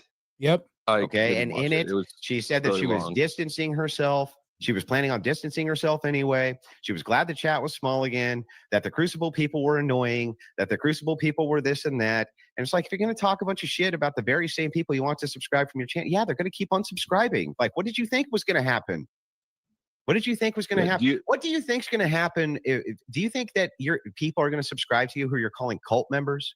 People are going to subscribe to you who you say are following a narcissist, that they're stupid, that they're idiots, that they're fucking dumb, that they don't know anything. You think she was talking Why do you about think that those people would ever follow you? You're Do you all you think do she is was talk shit talking about about them. all of your people or all of your viewers? I bet she wasn't. Again, from the you got to look at it from the viewer perspective. You talk all that fucking shit about them, right? You call them stupid and everything else. It's like, yeah, of course they're going to unsubscribe. What did you think they were going to do? Oh, they unsubscribed way No, she kept losing. She kept losing subs after that. She just kept losing subs. Not even close. She lost 95% of her loss in the first 6 hours. You're right. And by the way, the reason she kept on losing subs after that was because she talked shit about the very audience she wanted to retain. Like, what did you think would happen? What do you guys think was gonna? You can't bash the audience that you want and expect that they're gonna be your audience. But then that would mean that they would have to take responsibility for the part they played, and they just can't do that. Correct. They're yes. unwilling to do it. They're like, no, we can't do it. We can't admit we did anything wrong. It's everybody else's fault. So they got to blame the audience. They got to blame Andrew. They got to blame Rob. They got to blame the weather. They got to blame it that Sarah's a tourist. They have all these reasons except themselves.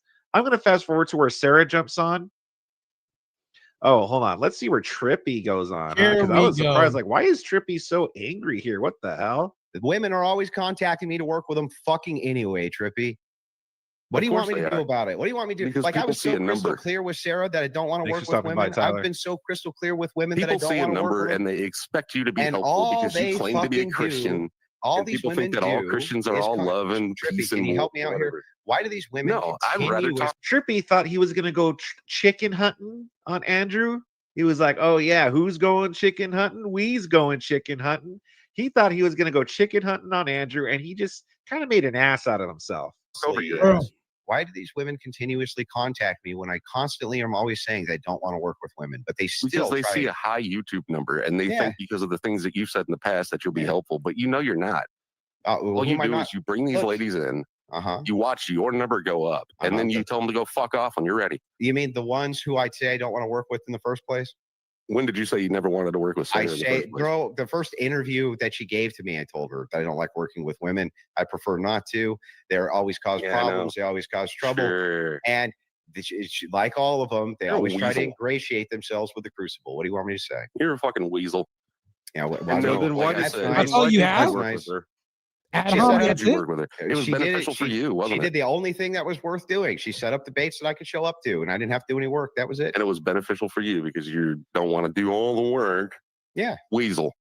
How's that a weasel? How's that a weasel? Let everybody else do the work for you and then jump on.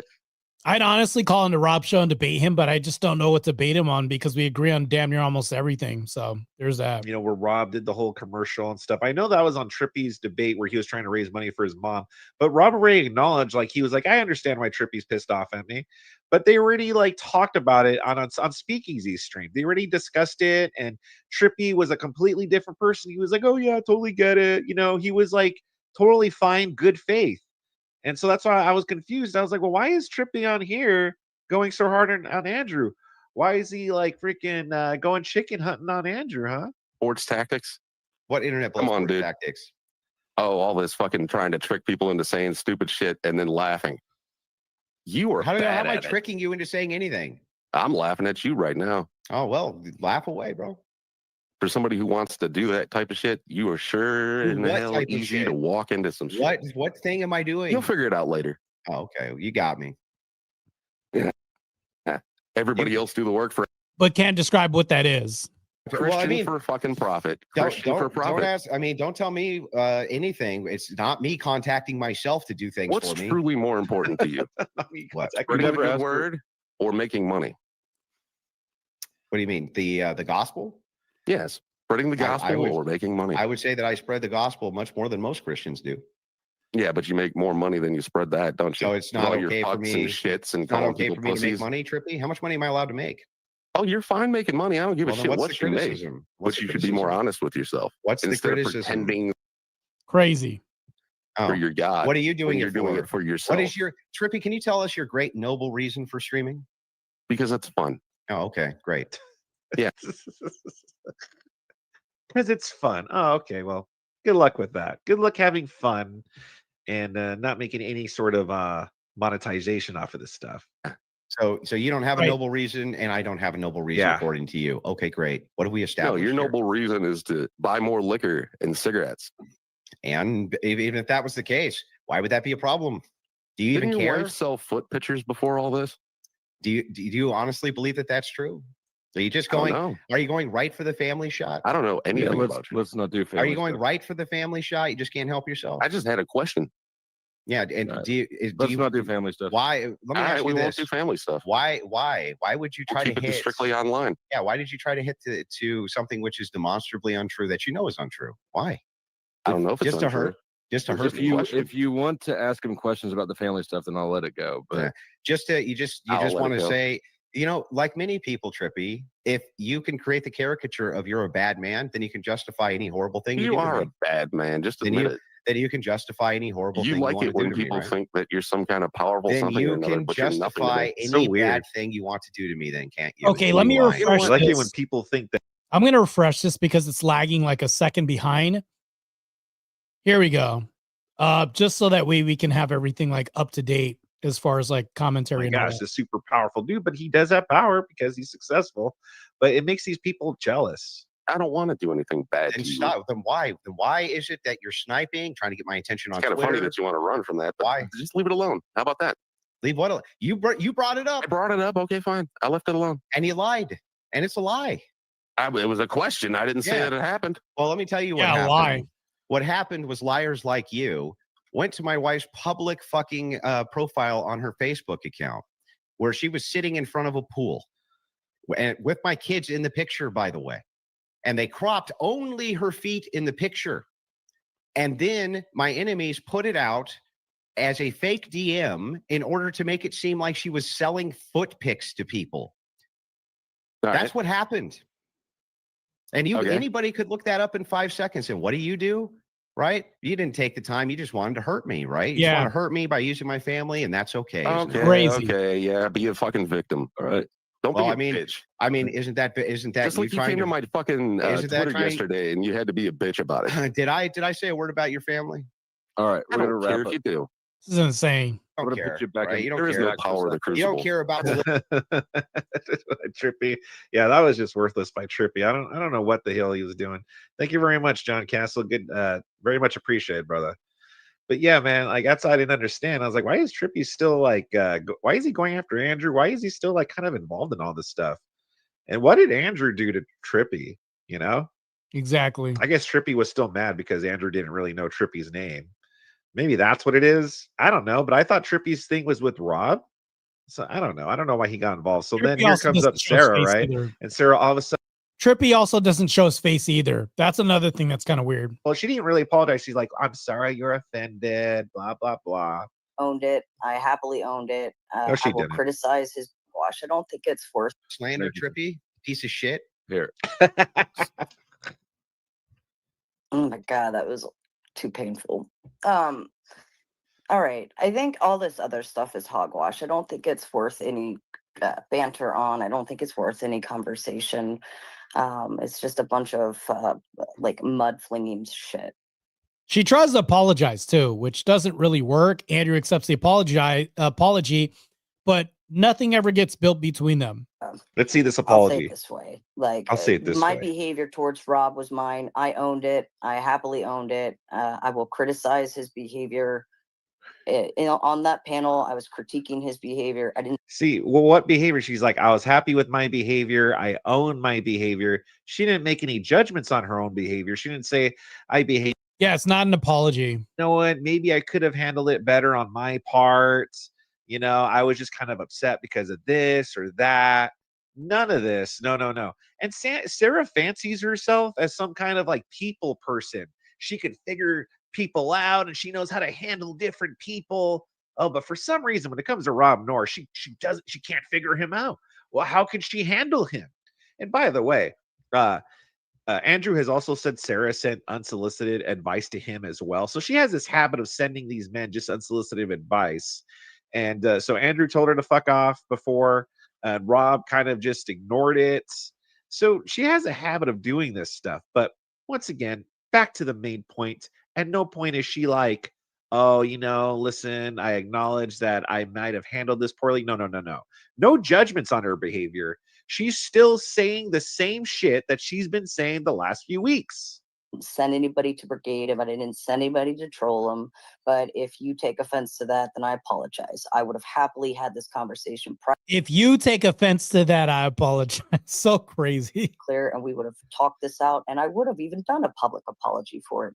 But nobody wanted to ask me the questions. So everybody just went nuclear. And I think all of this other shit rolling downhill is just a big fucking mess, and it's not worth it. But she would have came on and done a public apology, right? But yet she still never did. She had this whole time to make a public apology. But since no one asked Queen Sarah personally and addressed it the way she liked it, oh, no apology needed. Let's start with that. However, I will also say, I think everybody is flipping those clips from that panel around the wrong way. There's a lot of stuff switched around in context. You know, I don't think people are hearing the whole thing and the whole conversation. We had talked specifically about what the panel verse is and engagements and behaviors for a whole 3 hours. There was. And Miss D's right. It's all, I'm sorry you feel that way. That's it. I mean, is that really an apology? It's great. Andrew graciously accepts it, but even though it's not a real apology, just crazy. The panelist, especially, I think that's what really upset me the most. Trippy was trying to do that for his mom. She was in the hospital. She needed money for medical bills and stuff, and he was trying to put something together for that. And so for Rob to kind of crap all over that was a really big insult, I think, to him. And so I criticized that behavior, and I think it was wrong. The guys going over to Rob's panel, they started doing that on their own. The first one was North. He went over because he's a Connor person, and he had that conversation. And then I think Ortho guy went over. He I never told him to do anything. The guys just started doing their thing. And I don't think me laughing at stuff that they were saying was wrong. Oh, yeah, no, totally. She's totally a snake. I'm 10 seconds into this chick is that's my conclusion. I'm like, Sarah's like a complete snake.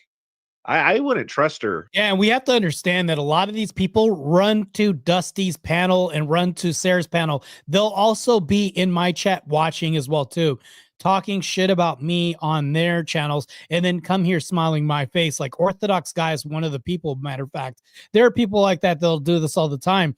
I think Miss D had pointed out, she was like, Beth is on Dusty's panel, just kind of like railing in on some of your content and all this. Like, it's been pointed out to me in the past. It's like, if you think that we don't have eyes everywhere, like, it'll eventually get back to me. It'll get back to Andrew and everybody else. Boys. And that's why I haven't been giving you any. There's no, you know, like, I don't, there's no. Well, listen, I mean, you did send your fans to brigade me. I'm a victim. I did nothing wrong, Andrew. I'm just saying. What problems have I been giving? I've been getting harassed a lot in DMs and comments and things like that. I've been getting a whole since. Yeah, but do you honestly believe that I instructed anybody to do that? And she's playing the 2016 SJW feminist, you know, oh, I'm getting harassed by all these men online. I'm getting harassed by everybody. And it's because of nothing that I've done. It's because of just everyone just hates me for some reason. Probably because I'm a woman. I don't know.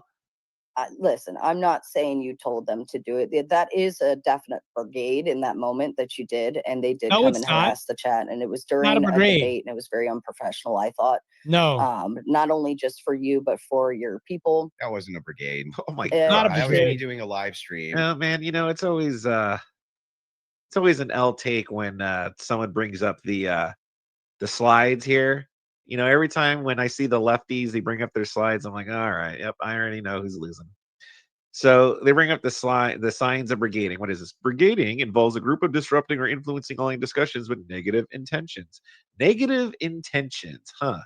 Look for coordinated attacks where many users target a specific post simultaneously. Sudden influx of negative comments can indicate a coordinated effort. Sock puppeting occurs when fake accounts are created to make opinions. Listen, this is it happens online. It's happened to me too. That's how I got to freaking that's where I got into my debate with Pisco. Because I noticed all his fans started coming on my thing, and then I was like, oh, what the hell? And then I noticed that because he saw my video and bitched about it on Twitter. And then so his fans came online and was like, why don't you talk to Pisco? Pisco's challenging you. I wouldn't say Pisco brigaded me. Sam Cedar's fans did the same thing. Sam Cedar fans came and started like putting native things when I made the Sam Cedar video and commenting negative things on my channel. I would never accuse, Sam Cedar brigaded me. No, it's just fans, they support people and then they go and they leave, negative comments on other people's. I'm not saying it's all right. I'm not saying you should do that, but that's the internet, baby. It's YouTube. And I could talk, if I'm talking on a live stream about a thing that I'm talking about, even if people go over to your channel and they unsubscribe, that is not brigading. Brigading is targeted harassment, and that is the person trying to targetedly harass you. And I've never done that. I've never targeted any creator for targeted harassment. In that moment, during that stream, we were doing a debate, and the harassment came in the chat. I had to put it in they had to put it in super slow mode. I had to put 7-day subscriber list. It was a mess. It was a total mess. It was very distracting from the actual debate and conversation. Yeah, correct. So I'm not saying that that's your fault. What I'm saying is that your people did that. If right? Hassan Piker or Destiny is talking about me while I'm live streaming, there's going to be hundreds of people from their chat who are going to come over to try to get my attention, or to try to inform me that's going on, or to kick up shit or something like that. Because when you have thousands and thousands of live viewers, that's what happens. Fractions of them do all kinds of shit. There's nothing you can do about it. There's literally nothing you can do about it. It's happened to me 1,000 times when different streamers are talking about me when I'm live. It's happened a ton of times. Yeah. Tons of times. It's even happened to me. It's even happened to me from your people when I've gone live. They've come over. There's just fewer of them, but they've come over and been like, hey, this and that. I don't like what's going on with this. I don't like what's going on with that. I wouldn't accuse you of brigading because you're talking about me and your people come over. I mean, I would disagree with that moment and what happened in that moment and what happened in the chat. But even at that, like those are still like you, the you see harassment what I mean? and like all Sarah, of this chatter Mhm. that's here, he goes, you can tell people not to go harass her. I fucking did. I did tell him that. Yeah, that's not brigading. He didn't direct anybody. This is like the Jan 6 YouTube version where he gave no direction, but people of their own volition decided to do what thou wilt, like what they wanted to do. That's just more minimizing what Sarah did. Again, I'm not saying she did the worst thing in the world, but the fact of the matter is she was working with Rob. Andrew was giving her an opportunity. She wasn't just laughing. She also made that statement, listen, that's the thing about the panelverse. We all gang together, and then when there's some outsider causing trouble, we all band together in our homeless camp, and we tell them no more. That's the power of the panelverse. So it's showing a clear allegiance to like, okay, listen, if it comes down to Andrew's opportunities and working with someone and the panelverse, aka her friends, she's gonna choose her friends, which fine, but Andrew doesn't have to work with you. Okay, and if Andrew puts out a video saying stuff about you or whatever, and then people go and unsub, again, that's not brigading. Telling them to do that, but like you have to have some form of The knowledge YouTube that January they're gonna 6th, it really is, Marte. This really is the YouTube January 6th. Where were you on October 17th One of the most tragic days in YouTube history. Do that if you do a live stream. Exactly. As I said, it's the YouTube January 6th. So I thought I'd cross stream and write something. I knew he was going to put it up. And Yeah, be listen, belligerent. you know, you people in the comments defending this, again, just keep pretending that you don't understand the situation. Like that's all I'm going to say. Keep pretending you don't get the conversation, the whole situation, and keep defending her. That's fine. It's not going to help her though. The only thing that's going to help her and Dusty and these people is making them realize their part in this whole thing. All right, but they keep denying any sort of accountability, which they're welcome to do. But it's not going to help them. It's not going to change any people's minds. Or whatever, and nobody on this panel stream right now is the exception to that. Not you and not Dusty. So if you're doing a live stream about me and you have 2 chatters, which is, let's say you have 20 and 2 of them come over, right? Isn't that 10% of your chat coming over to harass me? It's like, it's just that the problem is that it's scalable. And so it's like, well, you But notice that's it, I guess, when I like- do it. It's just that nobody notices it when you do it, but it's the same exact process. Yes, but everybody's aware that we're live streaming about this thing. I was hosting a debate and you held that stream while I was already live doing something completely different, knowing there's nothing I could Here do we go. in that moment. Right. You think that was calculated? No, I didn't even know what you I'm had saying- a debate Dusty's going to going. I mention didn't even me. know. Marte was Marte debating. was that was going debating. on. Yeah, I didn't even know what was going Keep on. my I just picked name the out of time. your- I just picked the time. Remember when Will Smith said, keep my name out of your fucking mouth? Dusty, please keep my name out of your mouth, bro. Calculated. I'll say it, yeah. Well, what I'm saying is Okay. you had to have known I was live because you said go show her, and then Well, I knew. Listen, I knew you were live. I knew you were live, like halfway into the stream, but I didn't go live because you were live. I just went live because that was the streaming time I had picked. yeah, that's fine, Andrew. I'm not going to battle on that one. But what I'm saying is, like I've just been getting harassment after harassment after harassment since that moment. The DMs, and I just delete them. I don't even read them at this point. But it's just there's a lot of stuff that I'm dealing with because of that night, when I think all of this could have been resolved a lot better and more professionally if you had just reached out, messaged me, said, "What the fuck, Sarah? You call me right now," and I would have called you and I would have dealt with it, and I would have. Well, yeah, Grid. And especially too, it's like just absolving everyone else of their poor behavior as well. Everybody else. It's only Rob's fault. If Rob just would have accepted people shouting down over him and sending him unsolicited advice and not moderating and all this stuff. If Rob would have just allowed that to happen, then he wouldn't be in this mess and it wouldn't have forced the panel versus hand. Swallowed my pride and dealt with it the way it needed to be dealt with without taking on all of this harassment and stuff. And nobody would have had to have broken up. Like I think Rob just went nuclear, and you felt that, and you wanted to have your boy. I get that. I'm not mad at that. What I'm saying is to talk about a professional relationship, but then to handle things very unprofessionally, you can't have it both ways in that aspect. Well, I mean, you're subject to the same criticism.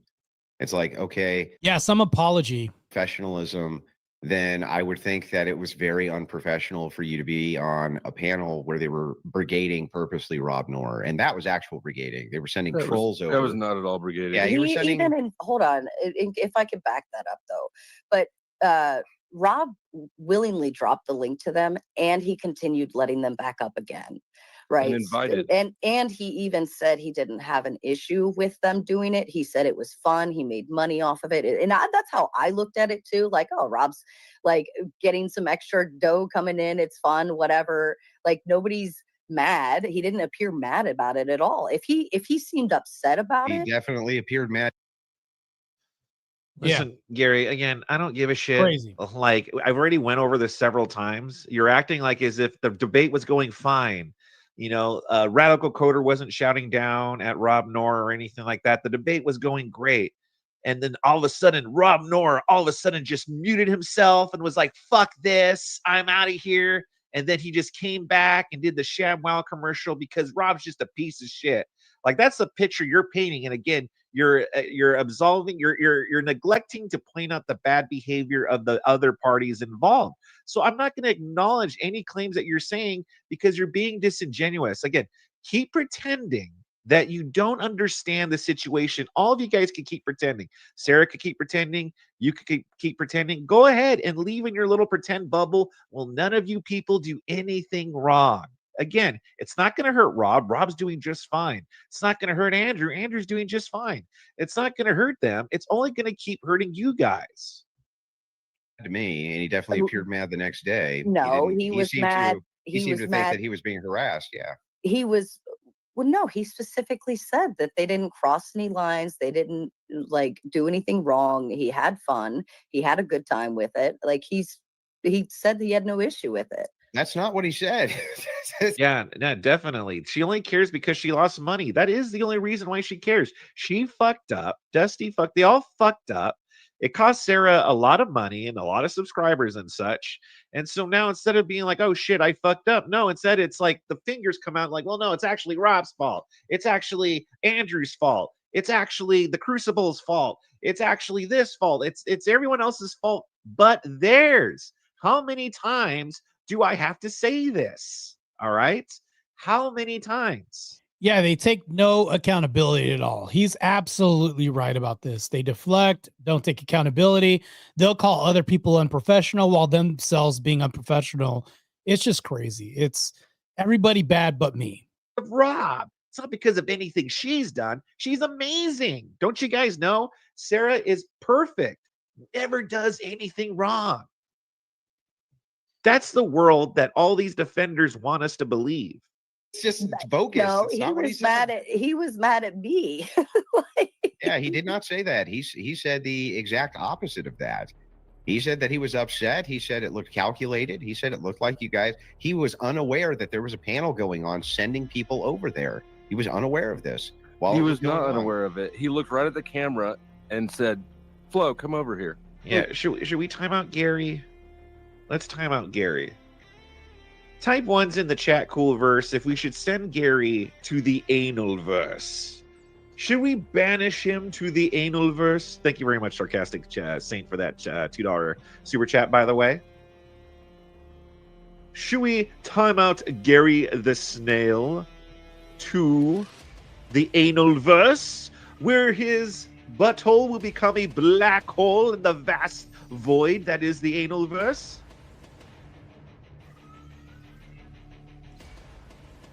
By the way, for what it's worth, super chats means extra votes. Keep Gary. Goodness, Dusty's in the chat. Keep Gary. $2. All right. Well, that's 2 votes to keeping Gary. Thank you very much, Dusty. Dusty lurking in the background from outside the Coolverse, but he threw in his $2 votes to keep Gary.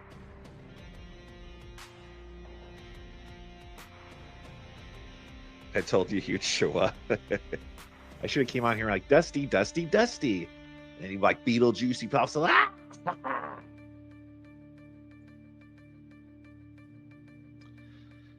All right, mods, if you're in the chat, I think of course Dusty we have would show up. The votes tallied. Therefore, on the behalf of the citizens of the Coolverse, I banish you to the Analverse.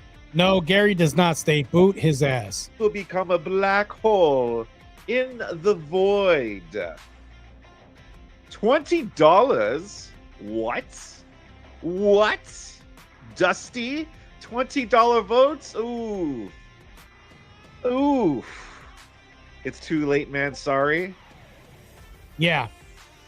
Unban Gary, though. Too late, bro. Don't unban Gary. Dusty. Crazy. But then again, Dusty isn't even a legal citizen here in the Coolverse. He doesn't have a membership. This is an illegal vote. Correct. He paid $20. Should we unban Gary? Time him for 10 seconds then? Well, I think the mods already did their work. I think he's already... I could... In the Analverse, I could see...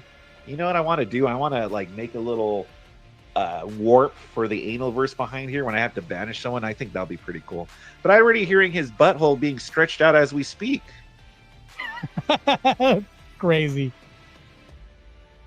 Let's get back to the content, bro. This is crazy.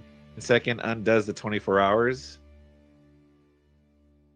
Should I pull a Dusty where he wanted to charge people like $200 of being robbed up? Should I charge Dusty like, yeah, I'll be generous. Let's say another $20 to bring back Gary. Oh, you know, let's do $40. $60 total. $60, yeah. I'm learning how to grift. Where's Dusty my money taught, at? you guys know Where Dusty are my taught super Andrew how to chatters grift? at? Is there anybody like I'm trying to super learn from chatting the me? master here, Dusty. I got like what? 2 super chats. Well, Charge 2, Dusty 4, $100. $6, I guess, you know. From Work Academics, who wants to be my opposition. I got super chats. Yeah, from no, them. this will only be charged to Dusty. If Dusty pays another $80, then I'll bring Gary back. Yeah, fair enough. I'm trying to learn from Dusty, guys. Dusty taught Andrew how to grift. Crazy. Just like Alvin from Alvin and the Chipmunk taught Elvis how to swivel his hips. Same thing. Just banish Dusty as well so they can enjoy each other. You know, listen, he did pay $20. I don't want to like take his $20 and then ban him. That's the only thing keeping Dusty around, or else I would be banished to the analverse.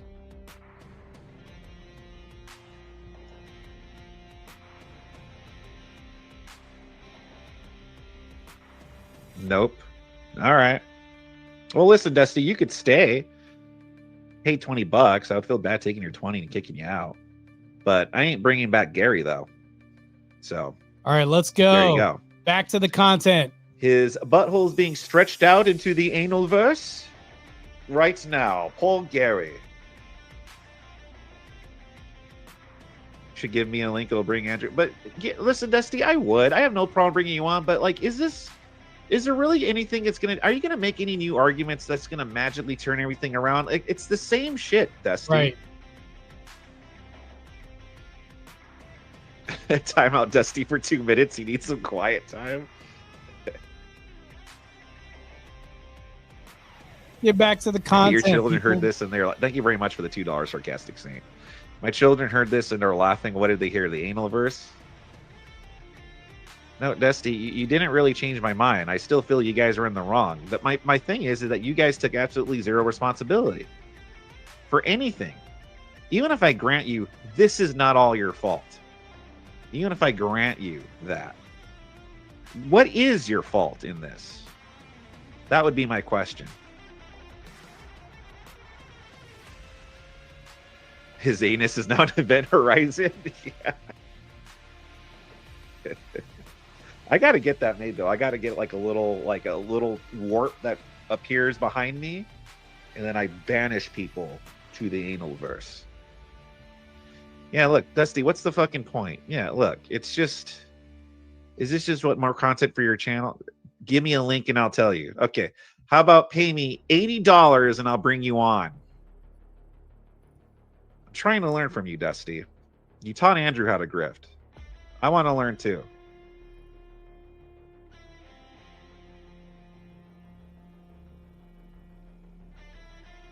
Dusty sucks.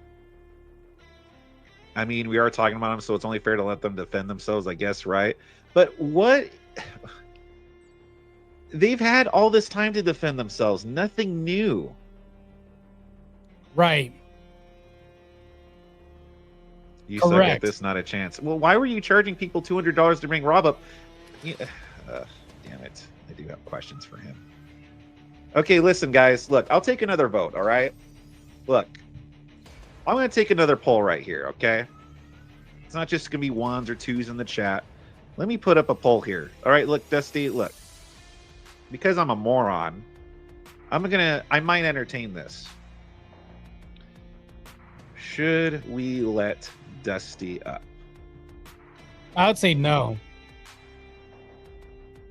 I'd say no. Don't let this idiot moron up. That's not what I wanted to do.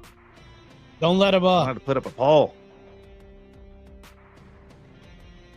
Started poll. There we go. Should Oh, here we let go. Dusty up. There you go. No. There you go. I'll give this 5 minutes. No, I'll give it 3 minutes. 3 minutes. Dusty. Nope. We'll keep watching this. And if you win in 3 minutes, I got to figure out how to do I'll let polls, you up. by the way. Got to figure out how to do there. polls. That's a fair compromise. All right, let's keep watching then in the meantime. Let's see. It's already started. All right. Here. Yeah, he talked right at me. Yeah, The panel that you were on was Flo, that Sarah was on. Was that your panel? Yes. Yeah. So the thing is, though, is that he didn't know that there was an entire panel there that was sending people over there to troll his chat. He didn't know that. His chat was telling him that that's where they were coming from. He didn't know it, and it was clear in the video he didn't know it. But okay. even that aside, even if he did, right? It's such an optical eyesore, and it's like, look, if you don't know what you don't know, fine, that's fine, right? But I'm always the same way. I've always been this way with everyone, and and you knew this right from the very beginning of talking to me, right? But very, very low threshold when it comes. Oh, wait a minute now. How come all of a sudden my freaking count went up a big time? Is Dusty getting his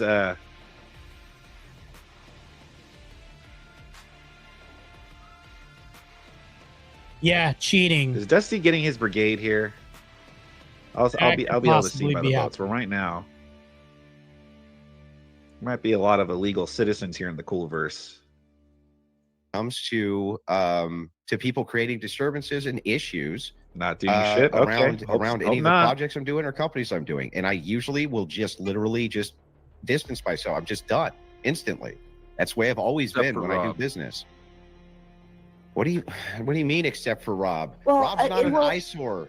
Rob's a huge creator. He's not an eyesore. I don't know what you're talking. I'm not going to go down that route. I think the thing of it is if that is the case, then Rob going explosive, like it would have never even been a thing.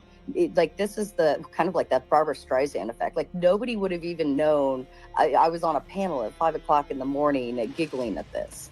Like Rob came and made it explosive and made it a big deal. But even at that, again, I didn't send anyone over. He was saying that I coordinated this and that I like set all this up and did all I did was show up. I had raided Flo earlier that night, and then I went and hung out on his panel, and that's when North started talking, and North decided to go over there first. Look, ultimately for me, it just comes down to this, right? If it comes down between you or somebody else and Rob, it's going to be Rob. That's fine. That's going to be Rob. You made your decision. There's no changing the thing is like that's always going to be the case. I'm always going to get my boys back, no matter what. I get that. And the old adage applies. All right. It's been officially 3 minutes. I started it at 2:52. It's now 2:55. The people have voted no, Dusty.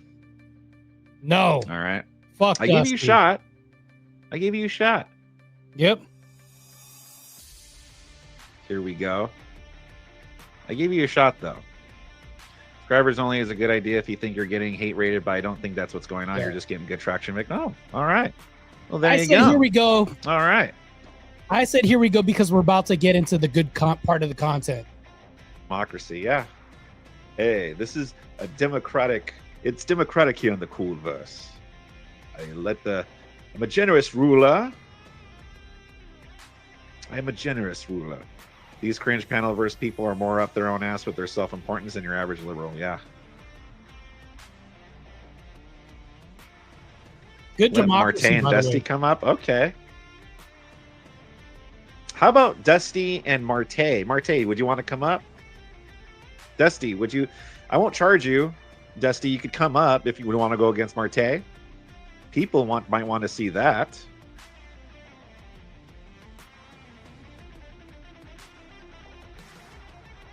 If Dusty was doing content about you, I'm pretty sure and he has. Dusty has let me up. Listen, I'm not against letting Dusty up, but if it's just more of this same old shit, like, what's the point?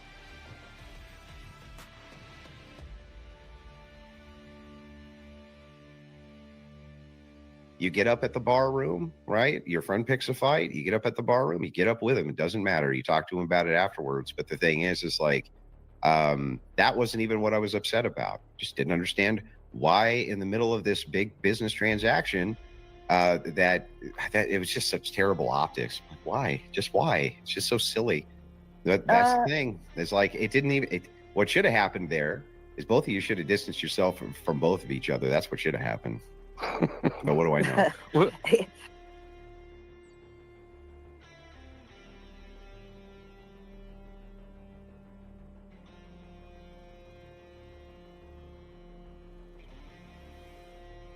Here we go.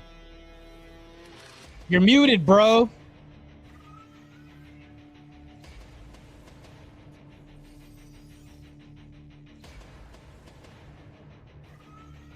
Well, I mean, Really? Yeah. But even at that, if that is the case, then Rob doing that big 3-hour rant about me and not even my retarded ass is muted. Anyway, I was talking about Dusty wanting his $20 back, but again, like, I didn't promise anything, Dusty. I didn't say, hey, give me $20 and you could come on. And no, I didn't promise. You chose to send me $20, unless Andrew has mind control powers too there, and somehow forced you to send me $20. You're reviewing my same old shit. I'll talk to Marte on his channel, my channel, your channel. If you pay me the $20, I'm not giving you the content for free after burning my dono and wasting time. I didn't promise you anything with the dono, Dusty. Shut your effing mouth, Dusty. You're an idiot, bro. Yes. The only thing your $20 has saved you from is getting kicked out. Yeah, or getting destroyed by me anytime, bro. Complete Is that gonna idiot. be the new narrative, or is there going to be videos on your channel but like Vic owes me $20. Vic's a piece of shit. This is how one of the Andrew Wilson cult members stole $20 from me. Thank you very much, How Long Nate. Dusty the White Knight sweeping for his anchor. Thank you very much for the dono. Much appreciated. Postal Joe, the panel versus hoping for a Goodwill Hunting moment. It's not your fault. It's not your fault. Yeah, I know. Thank you very much for the $5, man. Much appreciated.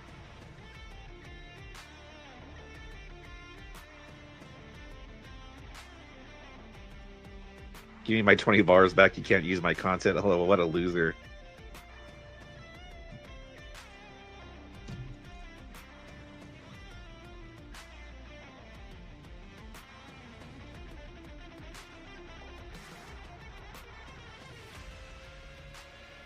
So now the narrative is going to be, let's see, the narrative is going to be now, he wouldn't let me up. He owed me this. He was talking about me. He's using my video. He owed me this. Well, why didn't he let Rob up to talk to Sarah?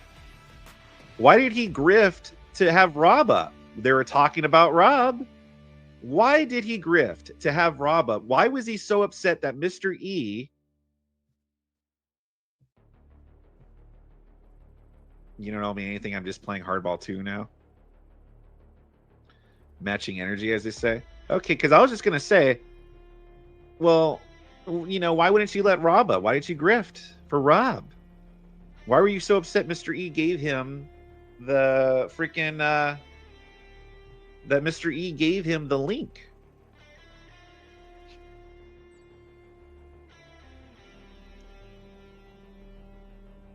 Anyway. Yeah, here we go. Back to the content. Let's watch what the Sarah thing, and then we're going to get to the Rob segment. And then we'll watch what Rob had to say after. Saying he didn't talk to you first about it. He just went and did this stream. Wouldn't that be worse business optics that he would even do that? What? The stream? His 3-hour rant mad at me for the night before. Like, wouldn't that be worse if No, listen, hold on. If it's well, let me say, okay, if it's business related, right? And now I was not aware that Rob was even in on. Yeah, I know Wi-Fi. I'm being a Yeah, if we brought Dusty up on my channel, I would fucking wreck this guy on my channel. He is not that great of a debater.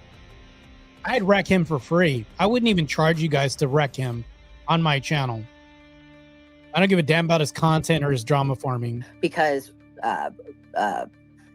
Flo was in Crucible Discord. Flo like hung out with you guys on panels and has done stuff, right? So I thought it was just fun between two channels, having fun, going back and forth, whatever.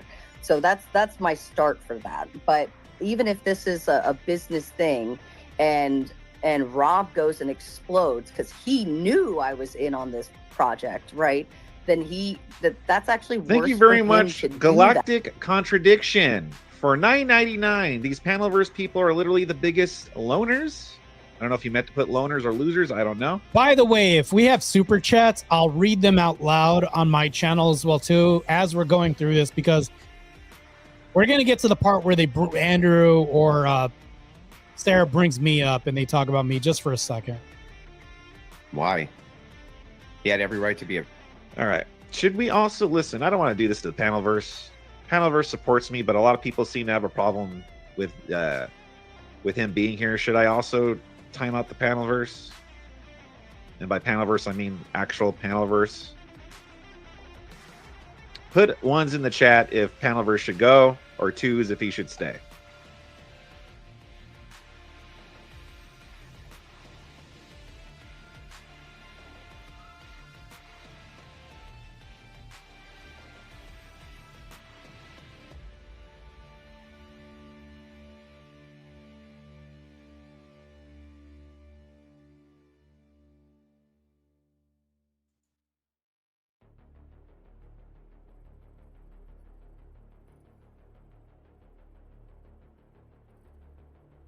Ones. Nothing but ones. Crazy. It just took 24 hours, Benjamin.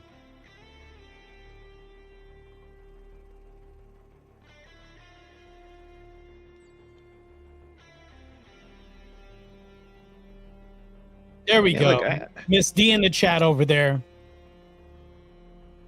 I don't mind my mods going over there and they coming I just back noticed over that here. you That's know it's causing a lot of trouble in the chat, and so listen, it just might be best.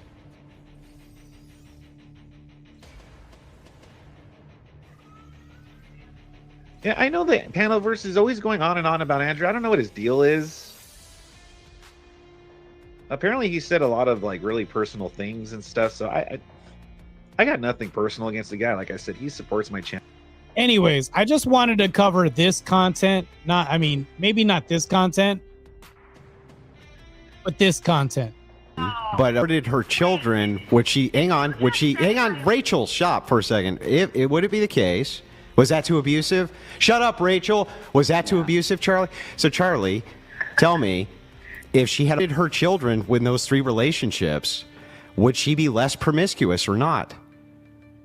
I think that, frankly, in my opinion, her life would have been better spent. Would she be less promiscuous, Charlie? Yes. Yeah, she'd be less promiscuous. Yeah. Wow. These fucking people. Rachel, you should have. I'm talking about optics. Rachel, you should have killed. You should have killed our kids, Rachel. Maybe she should have. I wouldn't have been. Wow. So if she would have taken her children out, Rachel would have been better, according to Enemy Charlie. This is just insane that she's even mentioned this. I'll bring this up one more time. This is just insane rhetoric here. Should have killed our kids, Rachel. Maybe she should have. Bring it back Was up that again. too abusive, Charlie? So, Charlie, tell me, if she had her children with those 3 relationships, would she be less promiscuous or not? I think that, frankly, in my opinion, her life would have been better spent. Would she be less promiscuous, Charlie? Yes. Yeah, she'd be less promiscuous. Yeah. These fucking people. So, Rachel, you should have. I'm talking about optics. Rachel, you should have killed. You should have killed our kids, Rachel. Maybe she should have. I wouldn't have been. Wait. So it's less promiscuous if I kill the children? I This mean, is you're not insane. killing children. You're having an abortion. Did you just say to me? Did you just say to me that my life would be better if I had my children? Wow. I mean, if I were in your shoes, Wow. I would have had a better time doing that. Wow.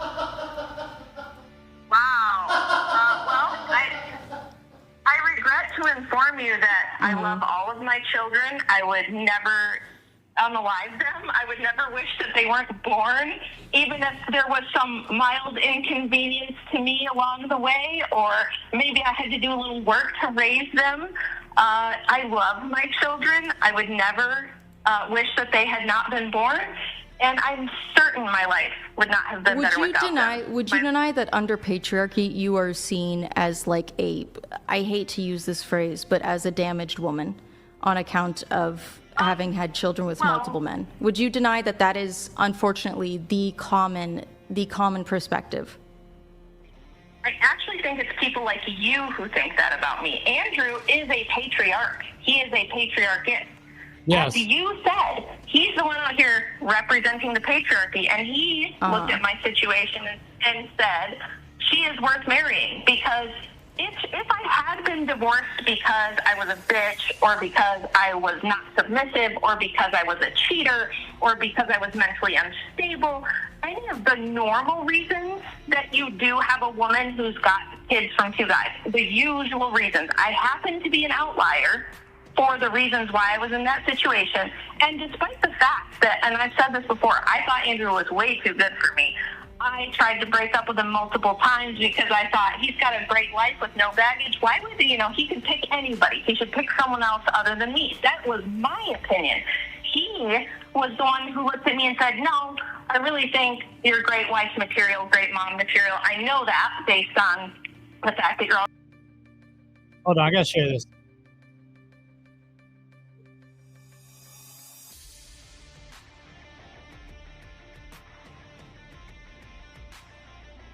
You to do that. You came to me for it. I was originally. How are you trying to distance yourself while at the same time you're trying to get me on to debate on your channel again? I was originally trying to get Marte, because Marte wanted me to get her on. She wasn't budging on that one, and then Rachel was having her stuff. I was trying to work on that one, and then that obviously didn't work because you wanted it, because she talked shit about his wife, and I think that's fine. So then I was like, all right, well, let's just move on to the it's more along the lines of trying to get Roma on, right? And you are the one that wants doesn't sound like you're trying to distance yourself from me. No. Hold on. I have not been actively trying to find debates for you prior to that. I think the last one. Yeah, but if they know that I'm a vector for Andrew Wilson, what are they going to try to do? They're going to try to get me on. What's going on in my chat and my panels is it's getting a little overrun by Crucible people. So I'm having a lot of people not wanting to come to the panels. Anyways, I just wanted to show that real quick. Let's get back to the regular content because they did bring my name up. Your situation isn't the best, but all things considered, it's a deal I'm willing to take. Because he thought I was that awesome. Isn't that cool? What a good guy. And he was a great stepdad. And he loves all the kids. He never treated the older ones like they were any different. There was never any drama with him, talking bad about their dad or anything. He was a great guy. He's a great guy. And it turns out that you're the one who thinks I should have my kids. You would rather party and have fun and get bullshit degrees than produce human beings who are going to go off and create the future. Hell yeah, I would. It turns out that you are the hateful, selfish, awful one who's willing to lie about people, say things that aren't true when you don't know what the truth. You've just defamed multiple people in front of millions. You're willing to lie about people, and you don't care. There'll be millions who see this. It turns out that it is not Andrew. Shows is the charitable rarely one. go that Andrew viral. is the selfless one. I've also already had people spread clips around me that got hundreds of thousands of views, and it was fine. I'm just letting you know that she was saying something accurate, that millions of people will likely see this. Yes. And they'll forget tomorrow. Okay. But that wasn't the point. But point. again, at the end of the day, do you guys feel that the work that you do makes more women interested in turning towards Christian nationalism than being repulsed and disgusted? Yes, of course. Christ is God. It does help. Especially for bringing shame back to women. This is nonsense. It's not all about women, is it?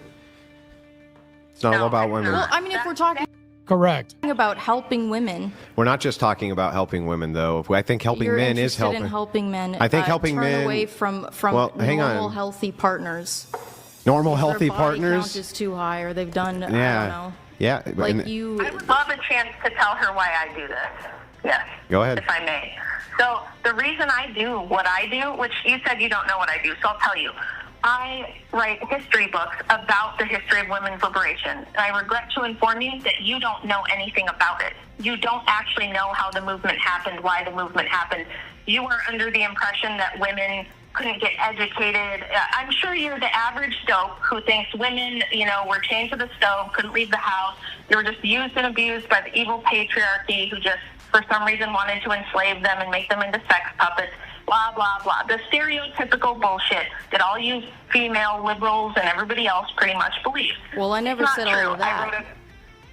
I wrote a best-selling book correcting the historical record, and that's what I do. I'm more of a historian, and then I do argue with feminists like you, because what you'll do to men like my husband and to Brian is, instead of win the arguments, which you cannot, you can't win the debate, you don't know what you're doing, you're an absolute bonehead at this.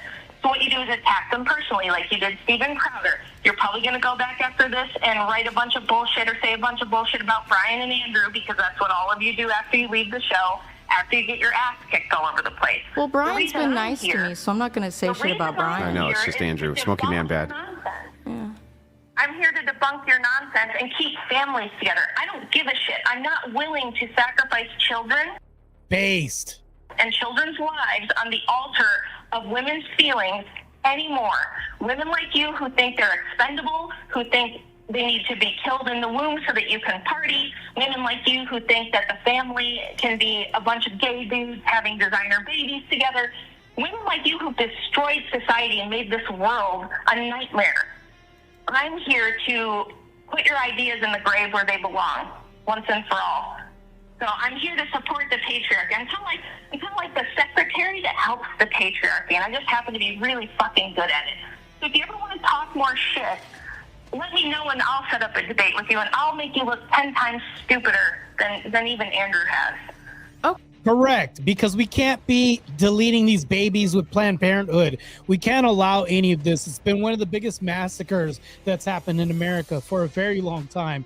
The sooner that we could put a stop to this and outlaw, these baby deletions by Planned Parenthood and this whole agenda to say I could just eliminate mistakes and anything that I do, therefore I can be as reckless as possible and just hide my errors.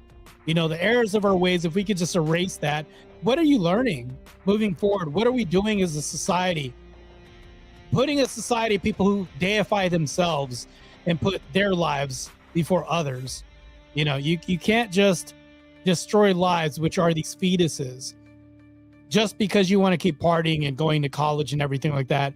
Nobody's owning up to responsibilities if you could just delete them and erase them in real time. But men are not held to the same standard at all. Only women.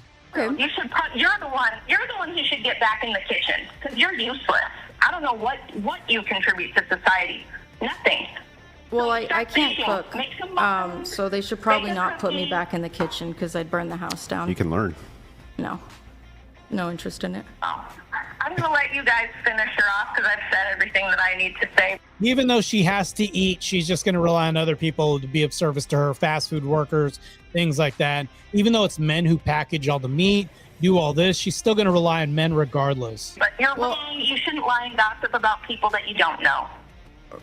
Rachel, it's not very Christian. Rachel, I'm not a Christian. Rachel, I would be interested in talking to you if you ever wanted to debate, and she'd get destroyed and annihilated by Rachel, but she just wants the clout and attention. That's why she's asking for that. I don't honestly think she just, because remember they talked about this pay that they can't talk about. Charlie or Chuck just got paid for being here. It's obviously a clout chase and a payday right here. Chuck does not believe in anything that she's talking about. I am interested in what you have to say. And when I say anything she's talking about, she doesn't believe in Rachel's beliefs at all. Say about women's liberation and the history of women's rights. Why is she going to debate you the second you're out of here? All you're going to do is talk shit about her husband. Right. Like you did Steven Crowder when he wasn't here. Well, she said it. Yeah. Steven, when am I going to get the chance to talk to Steven Crowder? Yeah, but why would I ever talk to Steven Crowder? Why do you think it's okay on a public podcast that has thousands upon thousands of people watching right this second to make those disparaging and horrible fucking reference to Steven Crowder? Look, maybe you can say that I'm a bad man, that smoky man bad, but you can't say that about Steven Crowder. He's the opposite. Like, that guy is fucking. He's one of the greatest guys I've ever met in my life. Well, first off, my misconception about the extent of the abuse of his wife was corrected pretty quickly. So I think that's. But why was fine. it said? That's what I thought he did. Yeah, but the thing is like, if you weren't sure, why even say anything about it at all? Right, correct. And this is the only time she's ever admitted to making fault or mistake. That's it. Other than that, she gives nothing else. I was sure that's what had happened. You were sure? And normally I look things up, but I can't do it right now. Man, all right. I don't want to jump onto my phone in the middle of it. Can you? Okay, maybe. I'm sorry for saying that thing that I said about Steven Crowder. Okay. Steven Crowder, I'm sorry. I still think you're a freak for, not that he's going to watch this, a freak for advocating against no-fault divorce. I think that's evil and crazy and would hurt so much. Please, God, no. We're a freak and crazy for arguing against no-fault divorce. I think we should abolish it. I don't see I'll debate her on this and destroy her on this. Chuck, if you're watching this, which I doubt you are, I will debate against no-fault divorce. Not for it, but against it on your channel. Matter of fact, the next time you're on Wick's program, I'm going to be on the panel. How about that? And you guys are going to see me stomp Chuck in real time. I could, but I won't. I don't want to. Wait, so you're sorry for saying it, but are you correct? Just clarifying, are you correcting your statement, or are you just... Yeah, I'm correcting my statement. Yeah.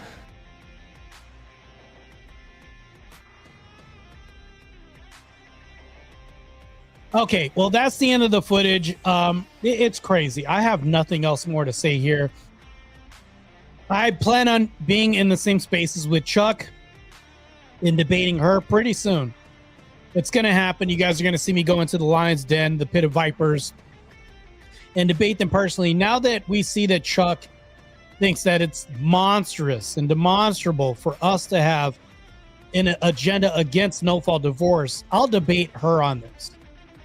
And then I'll destroy her overwhelmingly, really bad. Matter of fact, I'll even message Wick about this. And then I'll have Wick set this up to where I can destroy Charlie or Chuck in real time. Matter of fact, I'm going to get off so I could send him a message about this right now. Because I do truly believe that this debate needs to happen. I truly do love destroying these idiots. I honestly do. She's definitely a witch. She doesn't mind deleting children. She's against Rachel. Rachel's agenda, right? And she's admitted she doesn't even understand Rachel's agenda. So I look forward to destroying Chuck in real time. I'm going to set this up. Let's set this debate up between me and Chuck. No-fault divorce must go. And I can provide a compelling argument that'll not only destroy Chuck's argument, but I think this will be for the betterment of everybody else moving the needle towards marriages that we ourselves want. Anyways, this is my time. I'm signing off. All you guys, all 97 of you watching, I'm signing off. You guys have a blessed weekend or week. Christ is God, and I will talk to you guys soon. Peace out.